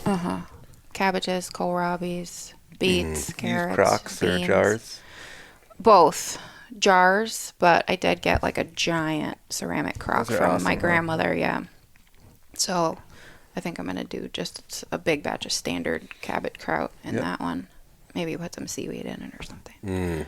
Mm. Yeah. And then after that, I've still got a bunch more. Well, I had been kind of on the verge of wanting to restart up my public group classes, and I had found a location for them, a great farm called Tuckaway Farm down in Lee, New Hampshire. And I was feeling like, I hadn't done that because of the pandemic, but I was feeling like it was okay again. And now, I don't know, it feels like fear is rising. Half the people think it's okay. Right. Just very delicately thread that needle. I don't have that skill. So yeah, I had like just made the decision like, yeah, I'm going to do some group classes like now through October. And then like, the Delta variant. Yeah. You'll be outside. I know, that's how I feel about it, but at the same time, like, that's not how everybody feels about it. And I don't like pushing boundaries or making people uncomfortable or like, having people look at me like, oh, she's doing the wrong thing. So like, I'd rather just not, so now I'm like, I'm not sure if I'm going to do those classes anymore. I do still have plenty of private lessons to keep me busy. That's nice. Meanwhile, Amazon cranking, Walmart just cranking away. Like, this is bothers me so much, is the idea that people who are doing really important work, and even at this like individual scale level, are not able to function, and then these mega corporations are seeing like record sales constantly. And so I'm really worried that this fear about this thing leads to such stark class divides. Yeah. You know, it's just like a really... Yeah, that would be unfortunate to see, but... Well, I think we're seeing it. Kind of It's easy like, to imagine, yeah. Yeah, it's just, it sucks. Like, you know, there are for sure people who want to come to your classes and you want to do the classes, and it's feeling that like, oh, we'll be judged for it or whatever. To be outside with people in nature, like where there's zero transmission happening. Maybe I'll do them. Yeah. Should I do them? Just What's do your 'em. vote? Do them? You already know my vote. Okay. Well, yeah. So I guess I've got some outdoor group classes coming up soon. Yep. It would be one thing if there was like, oh my gosh, so many people getting sick outside and all this stuff, but it's like, it's not like that's what's happening. So yeah. I don't feel like I'm well informed enough to like be making those decisions. So pretty much, yeah. If there's like any pushback, I just I get you. back down. That's my personality type, anyway. How dare you not be informed enough? Yeah. Can't. I just Don't you have YouTube? Oh my goodness. What else? Hunting seasons are coming. I was gonna say, I think have fully switched into deer mode as of a couple days ago. You know, in my internal thinking and like what I'm paying attention to and things like that. I'm really starting to think about deer. Also, want to talk to you about crossbows. How do you feel about crossbows? Oh, I don't have a lot of feelings about them. I am very supportive of, to me, you're talking about how Maine has recently allowed crossbows for the archery season. I support that. Okay. I know that there's like all this argument about it. It's funny how I don't think of archers typically as being like prima donnas, but wow, not usually. I don't. That's funny. I don't, but I will say when they start to get all uppity about crossbows, it's like, ooh, sensitive much? Wow, like I didn't know all that was there, but lurking beneath the surface, you know, like whoa. All of a sudden, you start to realize you guys really are like fly fishermen. Yeah. But no, I understand there's some arguments against it, but I think largely it's going to be a good thing, and I would be more likely to hunt in the bow season with a crossbow. So, have you ever hunted with one? No, I haven't. I haven't either, but I just started taking my safety course. Online? Mm-hmm. Yeah. But I think I'm going to go to the in-person one as well. Yeah. What are your thoughts on the whole thing? I feel like I will take any advantage in season extension that I can get. That's it. That's all. Just another tool. I'm not going to call myself an archer, so that is that okay? Yeah, right. Do you perceive that to be like, is it you're diluting our cool factor? Or it's like, hey, it's so hard for us to do this that I don't like that you have a bow that's easier than our bow. Or is it what they actually say, like, you're going to wound so many animals? It's like, you guys wound so many animals. That's the part that's weird. Like, this argument that all these animals are going to be wounded by crossbows. It's like, how many archers come to tell you, yeah, you know, I hit a deer bad the other day. I couldn't find it. All the time. It's so common. Yeah. And I don't know the validity behind that argument of if people are more prone to wounding deer with the crossbow. I've never hunted with one. Yeah. I only know like one other person that does hunt with one. So it's really kind of a new world for me. But from the research that I've done, like it seems like I'll have less of a chance of wounding a deer with that than if I were to try to learn archery in an inappropriately short amount of time. You know what I mean? Where like I would like a longer season this year. Yeah. And I feel like I can responsibly do that with a crossbow. Yeah. Whereas, you know, if I was going to take on archery, I would need like a year of practice under my belt before I'd feel comfortable. And a lot of regular practice through the season is a really good idea too, since that's a pretty perishable skill compared to trigger pull. What I like about it is that you have, because another argument that I think is silly is when people act like the crossbow is too advanced of a weapon, where it's like, have you seen your bow? Like, come on. I mean, I know, and you know, people that make bows, stick bows. And if somebody is a trad archer like that, and I'm not even talking like, I don't mean a nice epoxy recurve either. I'm talking like you want to use like a long bow. that is so cool to me that people can accomplish that, because it's not just the art of being a bower and making a bow, or it's the need to get very close to the animal. I mean, that's all very cool. Yep. But with modern archery equipment, very often they'll act as if that's still gear that they could manufacture themselves, where it's like, man, this thing is, how many factories are involved in the production of these bows? I love compound bows. They're beautiful. I love the whole concept. I like to shoot mine. But to me, it's like, it's not that different than a gun. Probably less of an environmental impact producing a firearm in some cases than some of these bows, you know? And the idea that there's something wrong about crossbows, it's like, well, why? It just fuses the two technologies in a way. Yeah. But what I like is that you've got a scope, and that you have a ballistic arc. Yeah. And that you have a trigger press that's really clean. So you have a lot of the advantages of a rifle. Yeah. And then you have sort of the built-in disadvantages, I guess, the handicap of the bow or whatever. But I like the idea a lot. And I like the idea that you can take a fine precision shot with a scope, because that's one of the challenges of archery is that, you know, it is easy to, if you're not really well practiced, to hit an animal bad. So I think your chances are better. And you can also shoot your bow from the ground. Yeah. I mean, I know it happens that people, you know, in this area occasionally harvest a deer from the ground, but typically in New England, you're going to be in a tree. And I like the idea that you could be walking into an area and you could take a shot, because we've been in places where if I had a crossbow, I could easily harvest a deer during the bow season. And I'm not a stand hunter. I'm a ground hunter, which is why I'm not very successful. One of the many reasons. So you're going to still hunt with it. Mm-hmm. Oh, that's cool. Well, no, not if I had a spot that I felt really confident in putting a stand, I would put up a stand, but I don't. I don't have a whole lot of time for scouting right now. Like, I'm doing it in tandem with like mushroom hunting or doing classes or things like that. But I've not put in a whole lot of dedicated time for scouting this season. But I do know that like last year was similar in that aspect, and I really like the in-season scouting, and just kind of I don't know, it changes how I see places. It changes how I plan my hunts. Like, you keep a whole map of signs, huh? Yeah. That's it's cool. A lot more like, I don't know, it's exciting. I'm covering more ground. I'm learning more. And so whereas like maybe, and eventually I'm sure this will culminate in the amount of knowledge of my area where like I will have spots where I'm going to want to put stands. But as of now, like I haven't been there that long. So I'm still really just like combing through it, trying to find those like honey holes. So I would love to have great stand spots that I felt confident in, but I don't. So now I'm pretty much just like moving. I'm still hunting. Yeah. The majority of the time, you know, and in my still hunting, I'm doing a lot of sitting. But on the ground, I do have, you know, occasionally I'll set up like little brush blinds or like, you know, living ground blinds and things like that. And I do have a pop-up that I haven't used yet, but. Oh, good.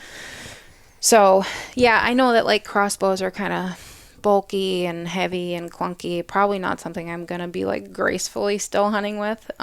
Whereas like I carry my rifle very easily. Yeah. So it'll be like a learning curve. But a bow is also a little awkward a modern bow, because you can't exactly sling like a compound bow over your, you know, like the string over your chest and have the bow on your back like you can with a long bow. So it's an awkward thing to carry as well. Yeah. I would imagine. So I don't think it'd be any awkwarder to carry. More awkward. Thanks, guys. I appreciate that. But what's emerging for me as we talk about this, Jenna, is that the crossbow could sort of generate different styles of hunting almost, like hunts that wouldn't be possible with just, you know, or are less likely to be successful. Especially sort of different stuff you can accomplish. Given the season that I'll be allowed to use it, because most of the deer that I'm seeing are during archery season. Yeah. And then as soon as rifle opens up, they're gone. I'm not seeing them anymore. Right. And so I crossbow? just want access to that season is all. Like, that's the only reason I'm doing crossbow. Do you have a crossbow? No, not yet. You want to borrow mine? I'm not going to use it this year. Yeah. Cool. Yeah, of course I do. I'll give it to you today. Okay. That's awesome. Yeah, because I got one from Arthur Haynes. What did I give Arthur? There was something that I left with Arthur, and he's like, why don't you take this crossbow? And I was like, It just came up to me. I was like, really? He's like, yeah, just take the crossbow. I was like, oh. It was like a weird Did exchange. he hunt with it?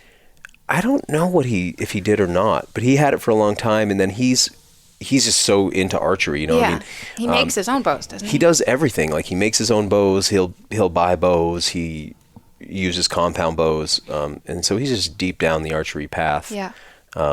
But a shooter too. So yeah, you know, I'm not putting him in that category of people who are all butthurt that there's crossbows out there. Oh yeah, no, I know. Because man, it's been shocking to watch just the people get so mad about it. I know, that's why I wanted to ask you, because I'm not sure how to feel about it other than it's legal. Yeah. So It's just another tool, right? that's how I see it. Like I'm not, like I said, I'm not going to call myself an archer. I don't think it's like, I think that using a crossbow and being an archer are two very different things. Like I'm not putting myself in that camp, but yeah, I'm going to encroach on your season for sure. I just picture like a medieval battle, you know, and there's like archers and they're shooting up at the castle and down from the ramparts, and then the crossbows come out and you get hit with a bolt and you're like, no, this is bullshit. That was from a crossbow. It doesn't count. You know, like it's like Cheating. Right. It's like it's cheating or something. You cheated. Use a crossbow. That's got a shorter, thicker arrow and trigger on it, so it doesn't count. How far out can you shoot with a crossbow? It's not dissimilar to. I don't know. I don't. I haven't reached that part in my safety course yet. I think a little bit further, but it's not considerably further distances, you know. So I think you'd still probably max. And really 60 here, yards. like, when am I ever going to have an opportunity over like 40 yards, really, like in the places that I'm hunting, and especially from the ground, like I'm not, even with my rifle, I'm never ever going to take a shot over 100 yards. Yeah. It just like barely exists here unless. Ooh, I've gotten some long pokes here in Maine. Really? But mostly on farms. Yeah. I was going to say, if you got a good farm spot, sure, Yeah. but I don't. Yeah. Farms and power lines. I know. I actually, I was really happy to see your episode hunting on the power lines, because I was like, yes, I love power lines, and I was Well, like, just so nice to be able to see. yeah, That's the thing sometimes that's you the just hardest need a up here. view. It's so hard when you're hearing stuff, but you can't see it because you're obscured by trees. You're like you're in a little opening that's like 30 feet around, and you're like have no sense of what's happening outside of that. Another thing I like about the crossbow is that you can already preload it. Yes. So you don't have the movement of drawing the bow, It's just a and trigger pull. it's like picking up your rifle, you know. And I'm sold. yeah, I'm excited about it. I don't know what other species you're allowed to hunt with it, though. Do you? I think that you can hunt anything with it. That you can hunt with the bow. I believe you can, yeah, because you can duck hunt with a bow here, right? Really? Like it's a legal. Yeah, I believe you can. I believe that it's a legal method of take. Squirrels? Yeah, of course you can. Huh. I wouldn't shoot a crossbow at a squirrel. I Though. don't think I would either. It's a lot of power there, you know. Because what's the draw weight on a crossbow in the state of Maine? Used to be 100 pounds, I think, for so. big game, where it can be 35 pounds for deer on a bow and 45 pounds for moose. So You hunt turkey with a bow in Maine? yeah. Oh yeah. Yep. Sure can. A lot of people do preferentially. Do you turkey hunt? I do. you Not gonna- very well, but I got a beautiful tom this spring. Yeah. I Right got a really on. nice one. Right on. Will you do the fall hunt? Yeah. And Maine's removed the need to tag them in the fall, so we have 5 Still? birds, no tags. 5 birds, any sex for the fall. Yeah. For the fall. Still tag the spring birds, but evidently you don't need transportation tags or... is that right? You told me no transportation That's tags. what I read in the email. Because of COVID? No. No, I think they're just going to treat it like small game, I guess, Huh. in the fall. Why is our population doing really well? You know what? Population, that numbers I think are actually going down a little bit with turkeys. Like maybe we'd hit a crescendo and now they're normalizing. But the state had a lot of... this is a challenging political thing, I think, because there's a lot of landowners who've complained about the flocks of turkeys.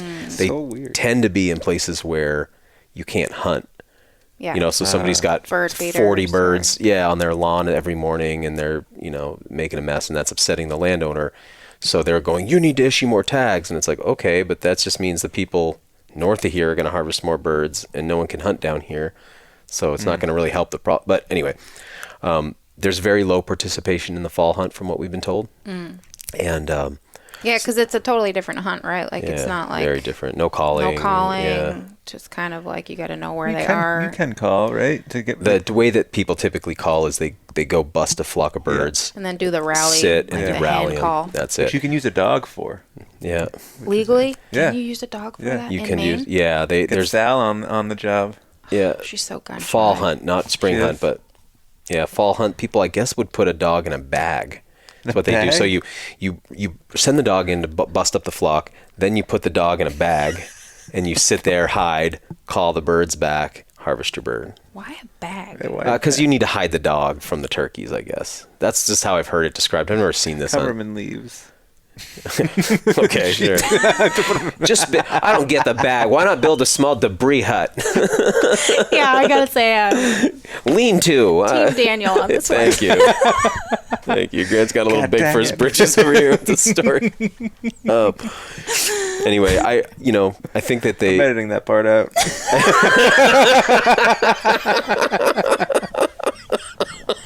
He's totally got the upper hand. Yeah, he's serious. I don't get to touch it in post. Well, I'll be glad to get that crossbow out of my safe, though, because Cool. I'll yeah, be it's like glad to get it in mine. it's like the freezer. Sometimes the safe gets like the freezer, where you're like, oh Yep. yeah, look at all this stuff. What am I gonna do with this? Oh man.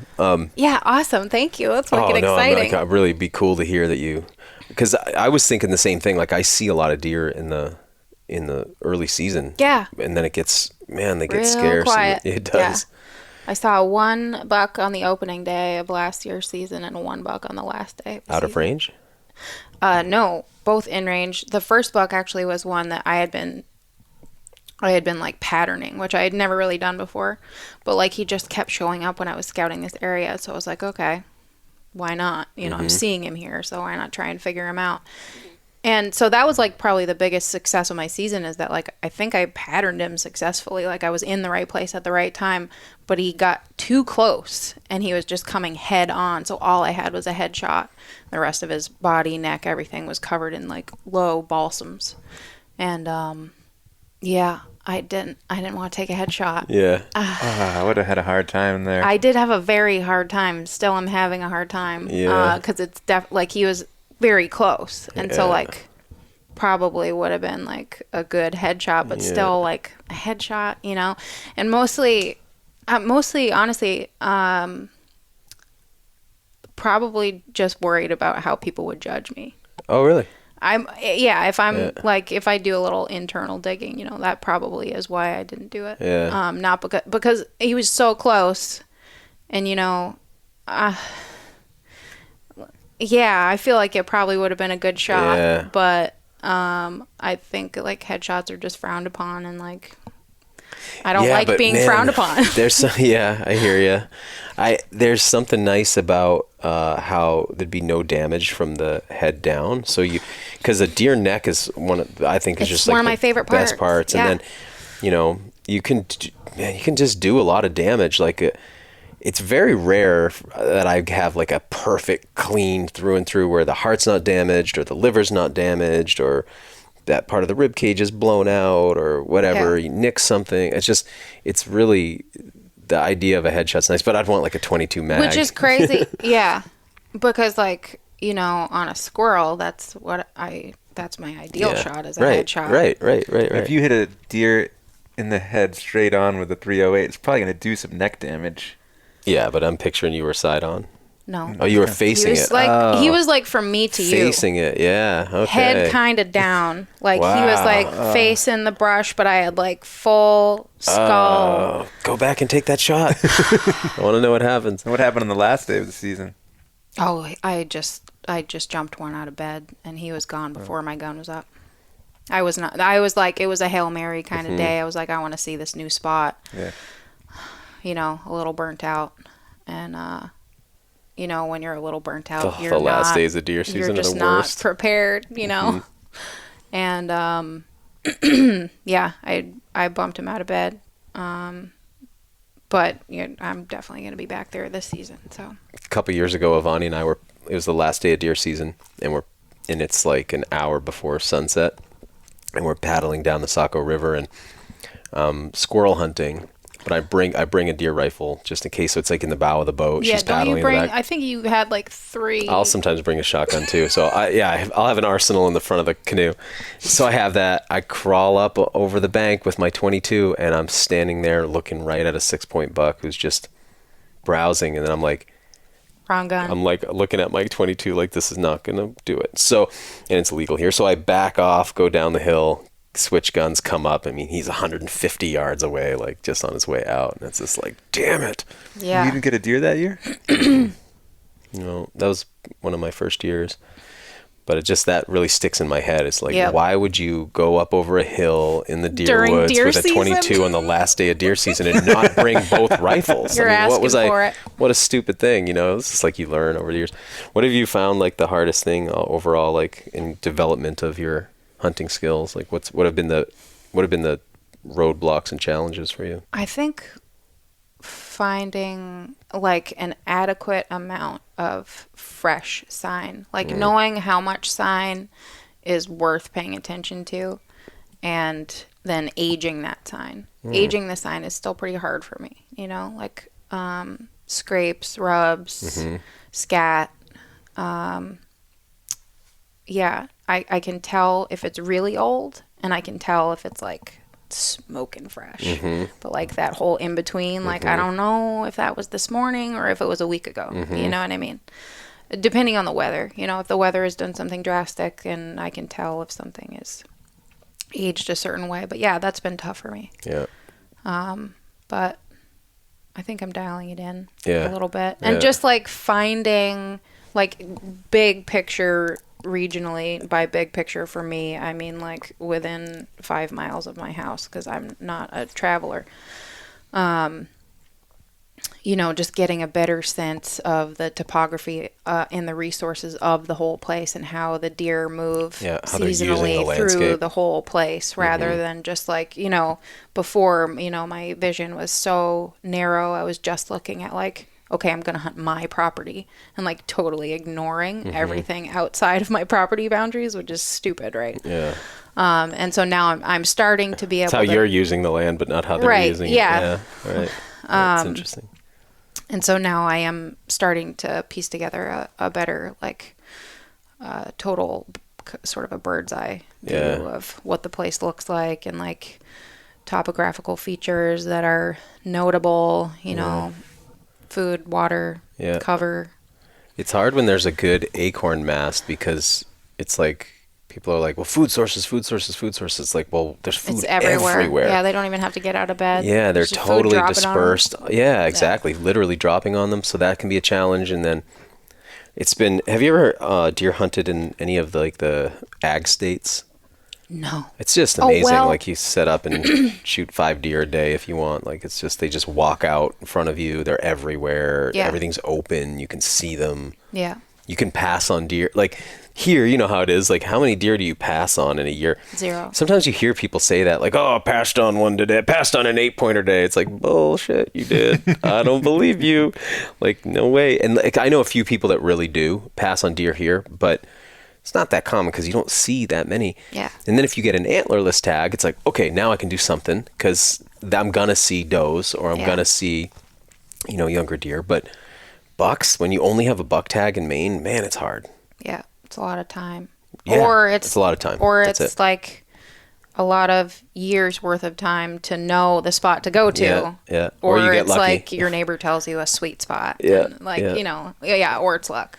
But it's like if you want to consistently harvest bucks in Maine, that's got to be your main game usually, or like one of your main things. But if you're doing a lot of foraging, hunting a lot of species, it can be hard to put the time in. Yeah. And then like you were alluding to before, at the end of it, man, those last few days where you've been getting up every morning for a month, man, it's hard. Yeah. It's like all the little steps.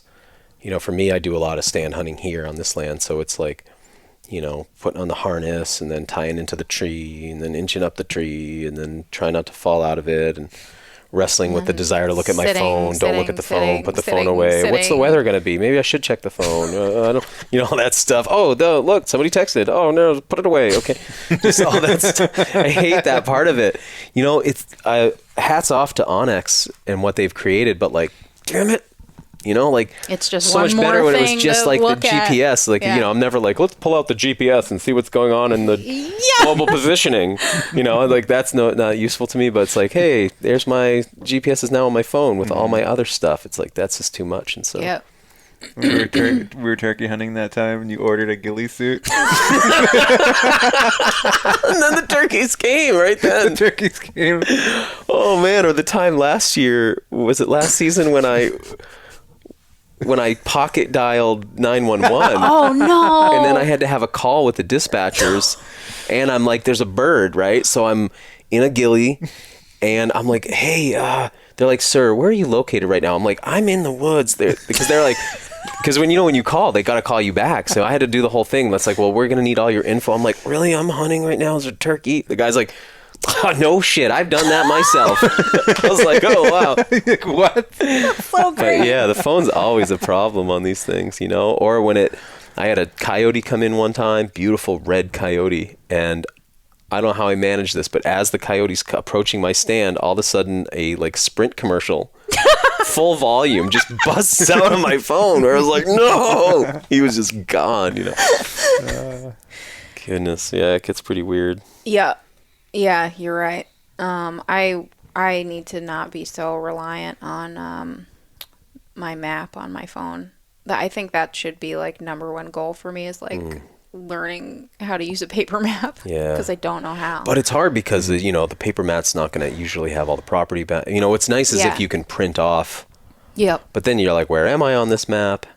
And Yeah. so, right? So then if you had a UTM grid, then you could just bring a GPS, I guess, or whatever. But yeah, it's hard. We're like all tech addicted now. Yeah. And integrated, not even addicted. It's like, Integrated. it's integrated where like these have become externalized parts of our brain. And so, Totally. you know, the idea of leaving part of your brain at home is a little hard. Yeah. But it's weird. Like even if, you know, the other day I went down to the post office without my phone. On purpose? Oh my God. No, but I did it anyway. And when did you realize you don't have the phone? As actually when I got in my car, and then I was like, Your hand was like, yeah, tingling. exactly. I was like, see, how pathetic is that? I was like, should I just do it? And then I was like, no one tells me, I'm gonna do it. And so I'm backing up, like, and I'm thinking about like, well, I'll put on my audiobook. Well, I don't have my audiobook. So How long bad. of a drive was it? It's like 3 miles or something. It's just Did you down get to the- lost? No, I found my way back. I felt quite found, actually. Yeah. Wow. Trying to get deep See, there. I'm going to Trying be get all hunting with hallmarky. the Neuralink. I'm excited for that. You know, sometimes I feel like I would. Sometimes I feel like I would welcome it. Just full integration. Why not? Like, keep me hands-free. All the way. Yeah. All the way. Can my gun actually be integrated to my Neuralink? Yeah. Yeah, that'd be Fire. great. If I could just see right through the scope Yeah. without having to actually pick up the gun. Thermal imaging eyes. I'm ready. Why not? That tech is weird. I was showing you earlier the night vision and thermal stuff. So Yes, it now is. you're playing in like a whole nother realm of equipment where you're able to. So, you know, on the nuisance hunts, it's like, well, you know, there's been a lot of hunters out here. No one's got anything yet. It's like, okay, well, just let us get out there because we can see in the dark. So pretty easy. And it becomes much more effective, you Yeah. know, and you know, you were talking about people judging you and that whole thing about taking a headshot where obviously night hunting with thermal for deer is considered super taboo. Yeah. Unless it's a nuisance tag. Then suddenly the deer shifts into another category and it's okay and there's no morals associated with it. It's no more fair chase or whatever. It's like a weird thing, and I don't mind it at all. I find those hunts very fun. They're some of my most favorite hunts. They're really effective. Like if I go, the chances of me not harvesting are like, I mean, it's 9 out of 10 hunts. When I'm we gonna went last harvest. time, it was like an hour and you were like, I guess I shouldn't get used to just like, I shouldn't expect to get something because like, we weren't seeing anything and you're like, oh, I'm so used to just getting something. But then we got two. Then we got two. So That's it's just crazy. very, very effective. And from an efficiency perspective, you know, it's just, and I love it. It's at night, Yeah. suppressed guns. No one even really knows you're there. Yeah. You're just like in and out. You know, we've got this whole system now where it's like lay out a tarp. I bring a 5-gallon thing of water. I've got like battery powered lights and we get it all done in the field. I mean, it's amazing. Is this for like a local farm? Yeah. Yeah. Yeah, I like that aspect of it as well. Like, you know, helping out the farmer. Yeah. Oh, they're super stoked about Yeah. it. And, and to be able to, I really like getting to see a deer in the summertime. Like, the thinness of the hide is so different than in the cool. fall. I mean, it's just like amazing. You could take the entire hide, and if you bunched it all up, you could hold it in really? 2 fists, like Neat. a whole deer. I mean, thin as, like, it's like tissuey. And then in the hide is all that nice red color. And then in Cool. the fall, Yeah. they're like gray, dusty brown, and their Fat. hide is thick. And so it's cool to see them like that. Seeing a lactating female Yeah. or whatever is neat. Yep. It's cool to hunt in the summer. And, the challenge You're is not being cold. the temperature. Yeah, you're not cold, but you have Oh. mosquitoes, and you got to work pretty hard on the. But I've got this whole thing down now. It's like Butchering. I bring my jet sled, Mm-hmm. like my ice fishing sled, and so that fits right into the back of my truck. So I slide that down on 2x6s. Put the deer in that, and then I can pack ice in there too, Cool. So I'll Yep. bring a cooler of ice, so I can pack the cavity. I can have ice all around the deer, just slide it up on the sled. That keeps it nice and cool. So even if it's 80 out, I can like keep the deer cool. And Can you use lights when you hunt on those farms? yeah, you can. You could like spotlight deer. Yeah, you could. How much do you think it would cost for somebody to get into a thermal imaging scope? And, Like, on the cheap like side. if you wanted to go cheap, the thing is that cheap looks really bad. Like the image is not very good. Yeah. So now there's stuff you could get in around 2,000, but you're like getting in at pretty low end equipment, but if you're willing to spend, as you get around 5,000 is where you start to get the convergence of good imaging and, nice equipment, but it's inexpensive. Because if you go to your local farmers market and ask farmers if they have deer nuisance tags, you'll find people that do. I did that one year I think we were trying to do it for the show, and I was surprised at how many people. Oh no, I was looking for woodchucks. I was like, "You have woodchuck problems?" Like, no, but I have deer tags. Oh, really? People are offering you. I was Yeah. gonna say it's a lot easier to get permission for woodchucks than for deer because they typically know people that No, want deer. people were like, "No, do you do deer hunt too?" Because I have tags. Yeah, the night vision is not great for spotting deer. Occasionally I'll see deer that way, but night vision is like day vision but worse. So if something's hidden and camouflaged well in the day, Yeah. it's just as well at night.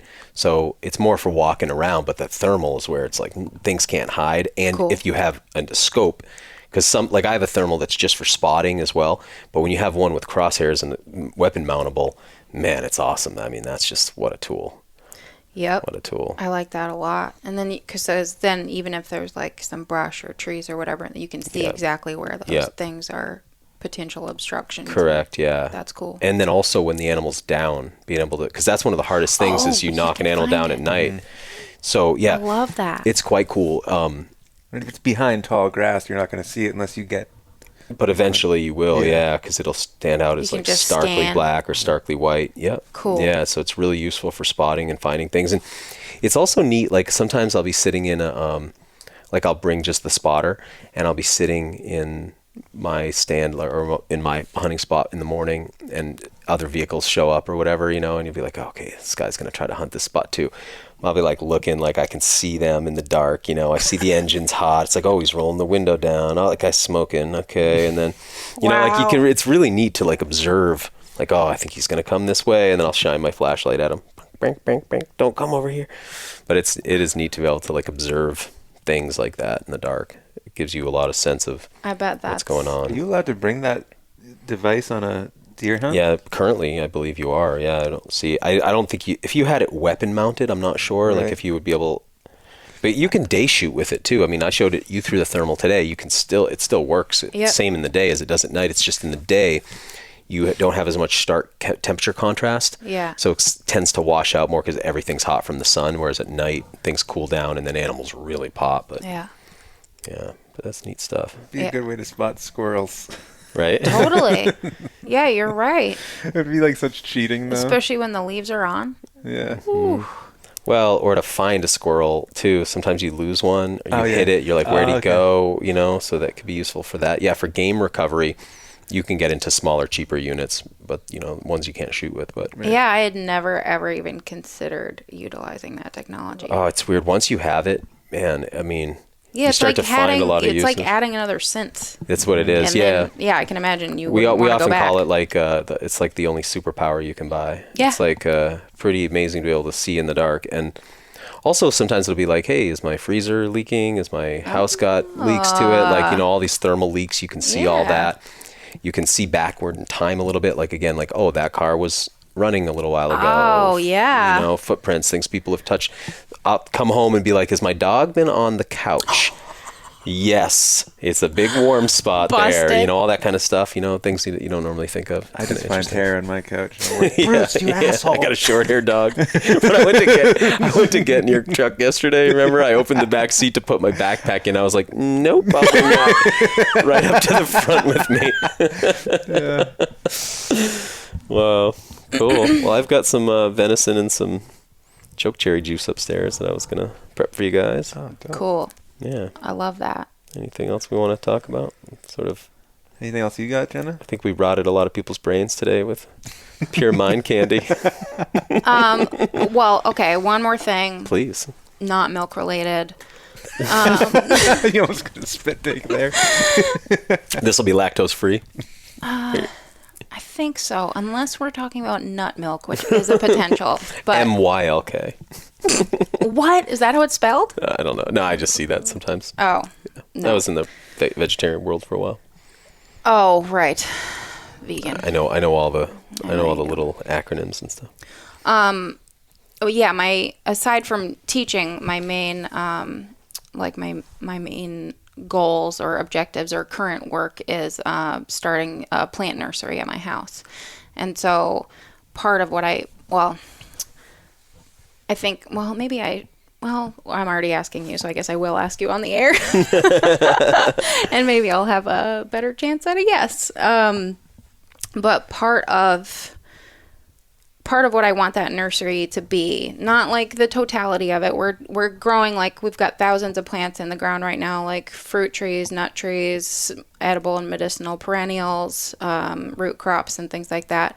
But my kind of like pet side project part of it is, I'm not sure what I'm going to call it yet. I think I'm going to call it the self-seeding project. I'm not totally sold on that yet, but I want to be, part of the plants that we're growing at home are plants that I have like a long foraging history with. And I know I'm not the only person that has like stories and histories with plants, particularly food plants. And like, I'm really drawn to the stories between plants and people. And so I've been asking around other people who have like history in the outdoors. Doug Dern is going to give me some acorns so I can grow out like oaks from his property. Yeah, from his property. Neat. And then I'll offer some back to him. Yeah. But then I'll also offer like the oak seedlings for sale. That's interesting. As part of the nursery. But then I'll also be telling Doug's story alongside with that. You know what I mean? In some form or another, whether it be like an audio interview or a written interview, or if the person wants to just write the story on their own, or, you know, I'm not really sure how, you know, whatever fits the story that person has with that plant is how it will be presented. So, maybe you have a plant that you have a history with. I'm sure you have more than one, but wow, that's neat. Yeah, especially it's all trees, or it's also herbaceous stuff too, or anything. Oh, okay. Cool. So yeah, if you can think of a plant that you have like a particularly notable history, or just even like a one-time experience with. Sure. And then you'd want seeds. Either seeds or cutting or, you know. Okay. How, you know, it'll depend on the plant. That'll determine what the best method of propagation is. But, so yeah, just something to keep in mind, especially this time of year, you know. I didn't realize you were raising all these plants. So that's awesome. That's so cool. Yeah. We haven't like really put it out there yet, but that's the direction. I'm gonna need a bunch. So cool. Well, that's another thing is like I would have loved to have brought you some today, but it's not. I'm not ready yet. Anyway, like I bet there's quite a big. Well, I know, but I have a bigger vision of. Man, trying to get help out here can be pretty hard, though. You know, like contractors, landscapers, everybody's so busy. You know, but I want to basically shift some things around out here and then lay out like a wild permaculture scenario. Yeah, that's what we're aiming at our place. To just, I think, actually, I might have heard this term on your podcast. It might have been Ben Falk, who said like he's kind of aiming at like a highly forageable landscape. Yeah, right. Which is, it perfectly sums up what we're trying to do at home. Right. Because like a part of the inception of the nursery is like, I have these plants that I have real relationships with, but often they don't live near me. You know what I mean? So I'm driving hours to get to a choke cherry shrub. You know what I mean? And then I'm like, why am I not just bringing this home? And so, you know, I've got nursery beds full of like all of my favorite foraging plants now, hoping that those traits will continue. Yeah. I love that idea, I'll- because I have some plants that I drive really far for that. Part of it is nostalgic. I like to go to those places, but this is also as true. gas But you prices can't get always higher, count and on those places you being can't, there. You know what I mean? Like or if your they're choke public, cherry getting cut spot down. You're got talking cut, about, yeah. And I have noticed, no one ever seems to like. Every time I bring this up, people are like, "Come on, that really? Are you sure?" But a lot of times people will cut something down after they see you forage it, see me forage it. Maybe it's because I'm tattooed and look, like we don't want that guy lurking around or something. It's like, hey, I'm a well-to-do person. But anyway, based on, my appearance maybe, or just generally they don't like they don't want the liability or whatever it is. But I've had it with apple trees. I've had it with cherry trees, where it's like I go there and then the next year I come and they've cut it down and there's no explanation. And I had it with so many apple trees in one area that were not related properties that I was like, that was definitely, they saw me pulling my truck up. I get up on the roof rack and start pulling down apples. They didn't like it. They didn't like it.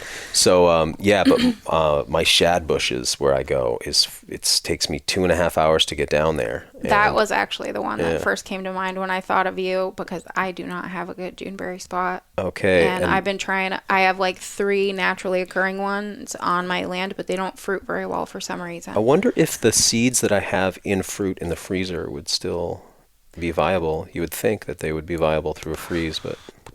Probably. It's worth a shot. I don't know how cold your freezer is, like, because they do need a period of cold in order to germinate. But I don't know if that's too cold. I have them up in my refrigerator freezer, which I used to keep at -6, but Avani was like, Daniel, it's too cold in there. And ice cream is too hard. But it also burns out the compressor, and I keep having to replace the compressor igniter or whatever. Yeah, that's probably too cold. Yeah, it's too cold. But it'd be neat if some of those would sprout, because I would love to. I've been thinking about it too. I've been reticent because there's something about going out foraging that I really like, and the idea of doing it at home. But talking to Sam more and more, I would like a little of both. And Sam's been very integral in my thinking on this as well. Like, to make, what I'm really interested in is like the edge where like wild foods and agriculture meet. And I think that that's going to be an important edge in how we continue to feed ourselves. You know what I mean? Going back to what we were talking about earlier, yeah, that's how we'll hedge against a lot of those problems. Right. People start to grow these species. And edges, if you think about edges, like beyond that, like that's where we always look for food, right? Edge habitat. Yeah. That's where all the biodiversity is. Yeah, certainly not under the canopy in the forest where the public imagines we're foraging all the time. I know. That's how I open all of my classes. I'm like, this is not going to look how you want it to look. Yeah. We're not going way out there. Yeah, we'll do better in the road ditch over here. Yeah, exactly. That abandoned house over there. Yeah, that's another thing is that so some of the people with indigenous backgrounds that I've known here in North America have said to me, you're making an artificial distinction about wildness. It's not that simple. And then Sam also has been saying like, hey, agriculture is like, he'll be like, that's like full on like farming. He's like, light horticulture is this other thing, man. Like that's always been done by the wild food people, and like you might have it in your head like too starkly divided. And so I'm starting to realize that too, and that especially as I learn how to better prune the plants that I'm harvesting off of anyway, and then you start to see like, oh, I'm gonna rip that out, and start to improve things, and you start tending, and then you're like, well, geez, I just do this at home. So and anyway, you can have both, right? Yeah, absolutely. But you're kind of hedging your bets. And also though, you're like, you can control now you don't have to worry about some of the pollution for anything from car exhaust to glyphosate Oh, in some of yeah. your spots. 'Cause, That's I mean, been a great use because like a lot of like the best looking elderberries in town are in the ditch. Right on the roadside. Yeah. And Yeah. you don't want to eat those, but you can grow them. but you kind of do want to eat those, and then Yeah. and I think a lot of foragers are like, make sure you don't forage in the ditch, and then you find us all in the ditch, like harvesting stuff all the time. So I saw a great one at Jim Bob's parking lot earlier. did you? Yeah. Yeah. Right now it's elderberry time, and Yeah. I've seen them everywhere, and it's just like they're always. I mean, that was our challenge with choke cherries. Is the ones that you spot are obviously on the side of the road, and Yeah. they're not under the canopy, so it's not like you're gonna walk through the woods looking for them, and so otherwise you got to find open areas. Yeah. That aren't by the road, which to can be walk hard the to do. edges, And yeah. So anyway, I would like this whole place to be, because I actually have you seen the books? It's a 2-volume series called Edible Forest Gardening. Probably. I'm Man, sure I beautiful. have. Somebody gave them to me. Oh, I yep. think. Yeah, somebody gave them to me recently, and so now I'm going like, oh, that's what I want to do That's here. what you want, have right? that, and then also to make it. And I think Ben talked about this too. Is then now you have a very huntable landscape. Oh, yeah. Because all those animals are coming to you. Yeah. And It's a big food plot for yeah, everyone. Right. Yeah. And the thing I've learned about wild animals in hunting them in food-rich environments, it's like you're not going to scare them off of food-rich environments like you They're will. coming Yeah, back they'll for it. just keep coming back. And so it's not like you harvest a deer and now you don't see deer for a year. It's like, no way. They're just going to, we go out and harvest on this farm. They're just there every single night regardless. They'll take that risk. And Yep. so you could have it'd be also, as much as I love, because Ben calls it Zone 1, the area right around your house. He's Yep. like, you're always in Zone 5, dude. And I was like, yeah, I guess you're right, because my Zone 1's kind of a mess. Like, I don't really think about setting it up the way that he thinks about it. Yeah.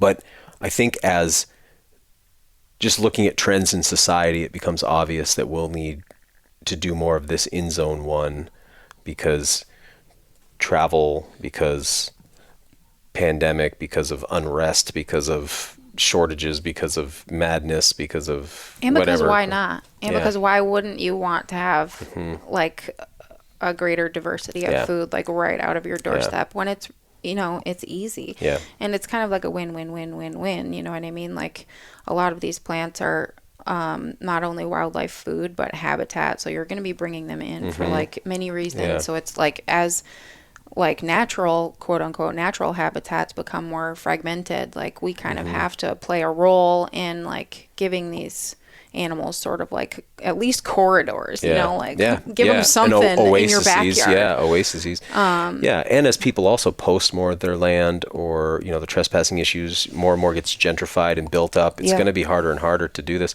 Something Sam said to me that also really was like so obvious once he said it, but because I'm like, man, I just don't want to like domesticate things. And he's like, you can't. He's like, you can't domesticate something where it's native. Yeah. He's like, it has to be brought to a place where it's not native because it'll just interbreed with the native things there. So he's like, every time you go anywhere in the world and you look at something domesticated, it's been moved to another location because otherwise you couldn't domesticate it. Yeah. And it's like, oh yeah, that makes a lot of sense. So having like highly, cherries that produced, because that's the other thing is you see how many black cherry trees with no fruit on them. Quite a few. It's just like, it'd be so nice to be able to have. Yeah, man. I picked from my most productive tree. There's a tree in Waterboro that it just is loaded every year, but sometimes I don't want to drive there. Yeah. So I saved some of the pits last year and I planted a little row of them, and now I have like 100 of its babies. Yeah. And they're all like 2.5 feet high already from 1 year's growth. So That's so cool. yeah, it's like a great way to like further your relationship with the plants or like further your knowledge about the plants. Like it's a different level of intimacy that I'm really enjoying. Like it feels like a natural place for me to be progressing to. Like I like that direction. There's a black locust down the street that's young, and I hear you can't buy black locusts I at a planted a nursery. bunch of them. Did you? Yeah, you're not like technically in Maine. You're not supposed to, whatever. There's one down the road that I'm like, I'm gonna transplant that tree. there was their flowers are maybe so like good. a year of hemming and hawing between my husband and I of whether we should or should not plant them in our orchard swales, but he convinced me to be a rule breaker for once. Be a rule breaker. Yeah, totally. I just picked up 2 black walnut seedlings from the person we get our butter from, so I'm gonna put those in this weekend actually. But yeah, the black walnuts in our nursery beds are killing it. Like, they're just they're a joy. Yeah, and it's amazing. It's been really cool to see. Like wild plants are a lot easier to grow than like cultivars. Yeah, you know what I mean? right. Because they're kind of good at that. You're They grow themselves. Mostly natives, mostly wild natives. Well, Not necessarily natives, I guess. Huh? yeah. I would say I do tend to favor natives, but as far as like what the ratio of things we have in the ground right now, I'm not really sure where we lie on that, because we are kind of experimenting with things like that could be a little bit outside of their native range. Peaches, here. any? Yep. Yeah. Lots of peaches. Gotta have peaches. Plums, pears, sea berry, cherries, elderberries, apricots, tons of them. Started those from seed last year, and now they're like shrubs like this big already. They're really cool. There are plum trees out front of our town hall that I guess one of those ones. They'll cut them down eventually because they'll see me in them. But like I went to register my boat trailer the other day, and it's like, there's those plums. I'm up shaking the tree, picking them up all off the ground. I mean, it's like full concrete parking lot. I don't care if it's peaches and plums ripe. I don't care if they're growing in a sewage depot. I don't care, man. I'm like, I like peaches a lot. I like plums a lot. So yeah.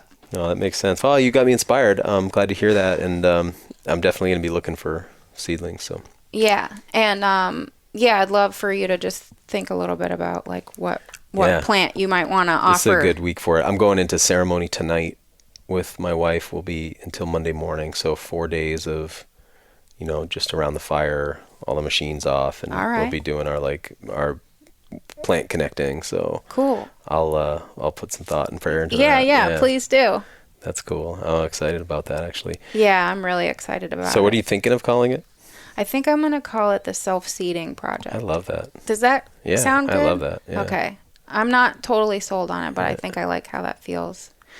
So yeah, so far I've reached out to like some like old-timey farmers like locally who are really excited to be on board. Some like White Mountains conservation people and like Hal Herring from the BHA podcast. He's going to do something, and Doug Dern. So I think we'll have some cool stories. Right on. And some really cool plants. It'd be neat too. I mean, I could see people going like, oh, you have Doug Dern acorns, like, or oak trees. Like, that's a really cool, right? That's really neat. Yeah, I think that's I've never heard of that before. That's a really interesting take on things. And, that stuff motivates people a lot. I think and like, why not take advantage of that? Like if you had like Steve Ranella, like whatever it was, zucchinis, like people like, really? Like, I gotta have those. Like, that's so, what, You're whatever probably right, yeah. I mean, that's just a neat concept. Like, I bet there'd be people w'ho'd be like, oh, I'd like to have Daniel's Amelanchiers. That's cool. Like, I know I do. Like, yeah. Well, thanks. You gonna edit that out, Grant? Probably.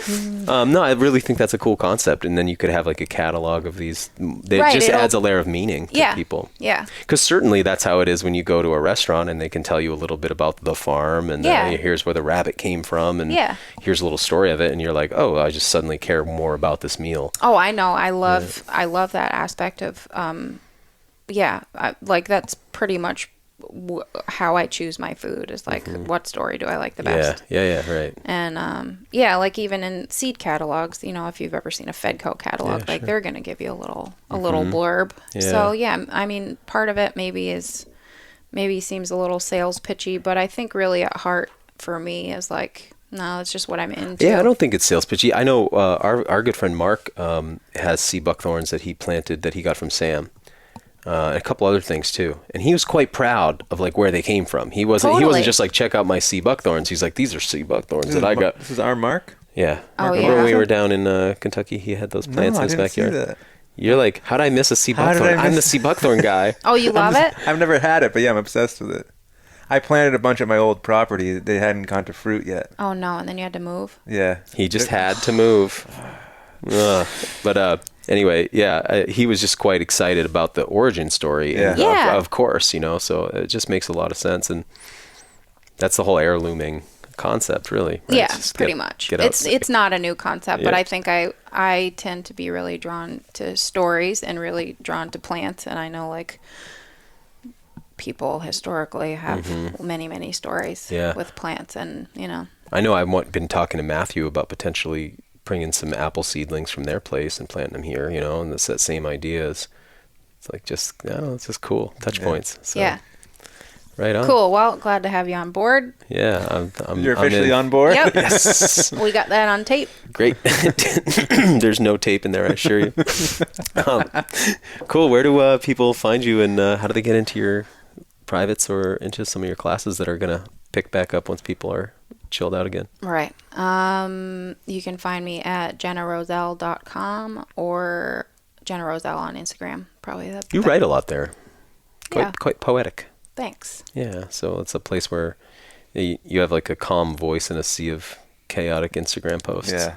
Really? Yeah, I think absolutely. so. Yeah, if I stop and read one of your posts, it's like it takes me down a notch of, you know, it's just like, like Cool. it's a very calm vibe there, but, you know, deep and thoughtful. So it's a nice feed that you do. Thank you. Yeah, it's That's appreciated. nice to hear. Well, thanks for coming out again today. Thank you for having me. I'm wishing you a good deer season. Oh my gosh. I got a crossbow. And it came from Arthur. So there's a lineage and a story. I know. So cool. Like the best story. Passed on through. I gotta his know hands. if he used it though. All right, well, we'll talk to him. No, maybe off I air. don't want to know because he Yeah. probably didn't use it. That's Probably probably why I don't gave it to you. I don't know. I don't know what it's done, and I don't want to speculate on the air, but we'll speculate after. All right, well not. I'll let my imagination go to the best places, Exactly. and then that will bring me good luck. It's a harvested 10-point bucks every year. Yeah. 100 years. The luck's in the bow.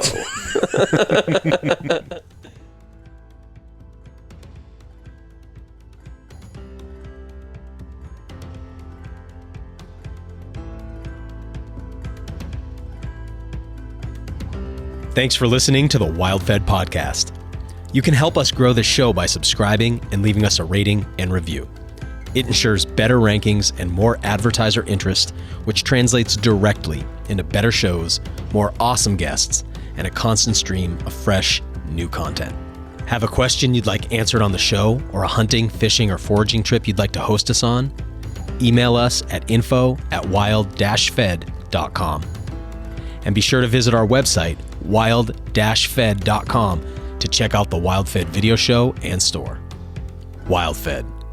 Food is all around you.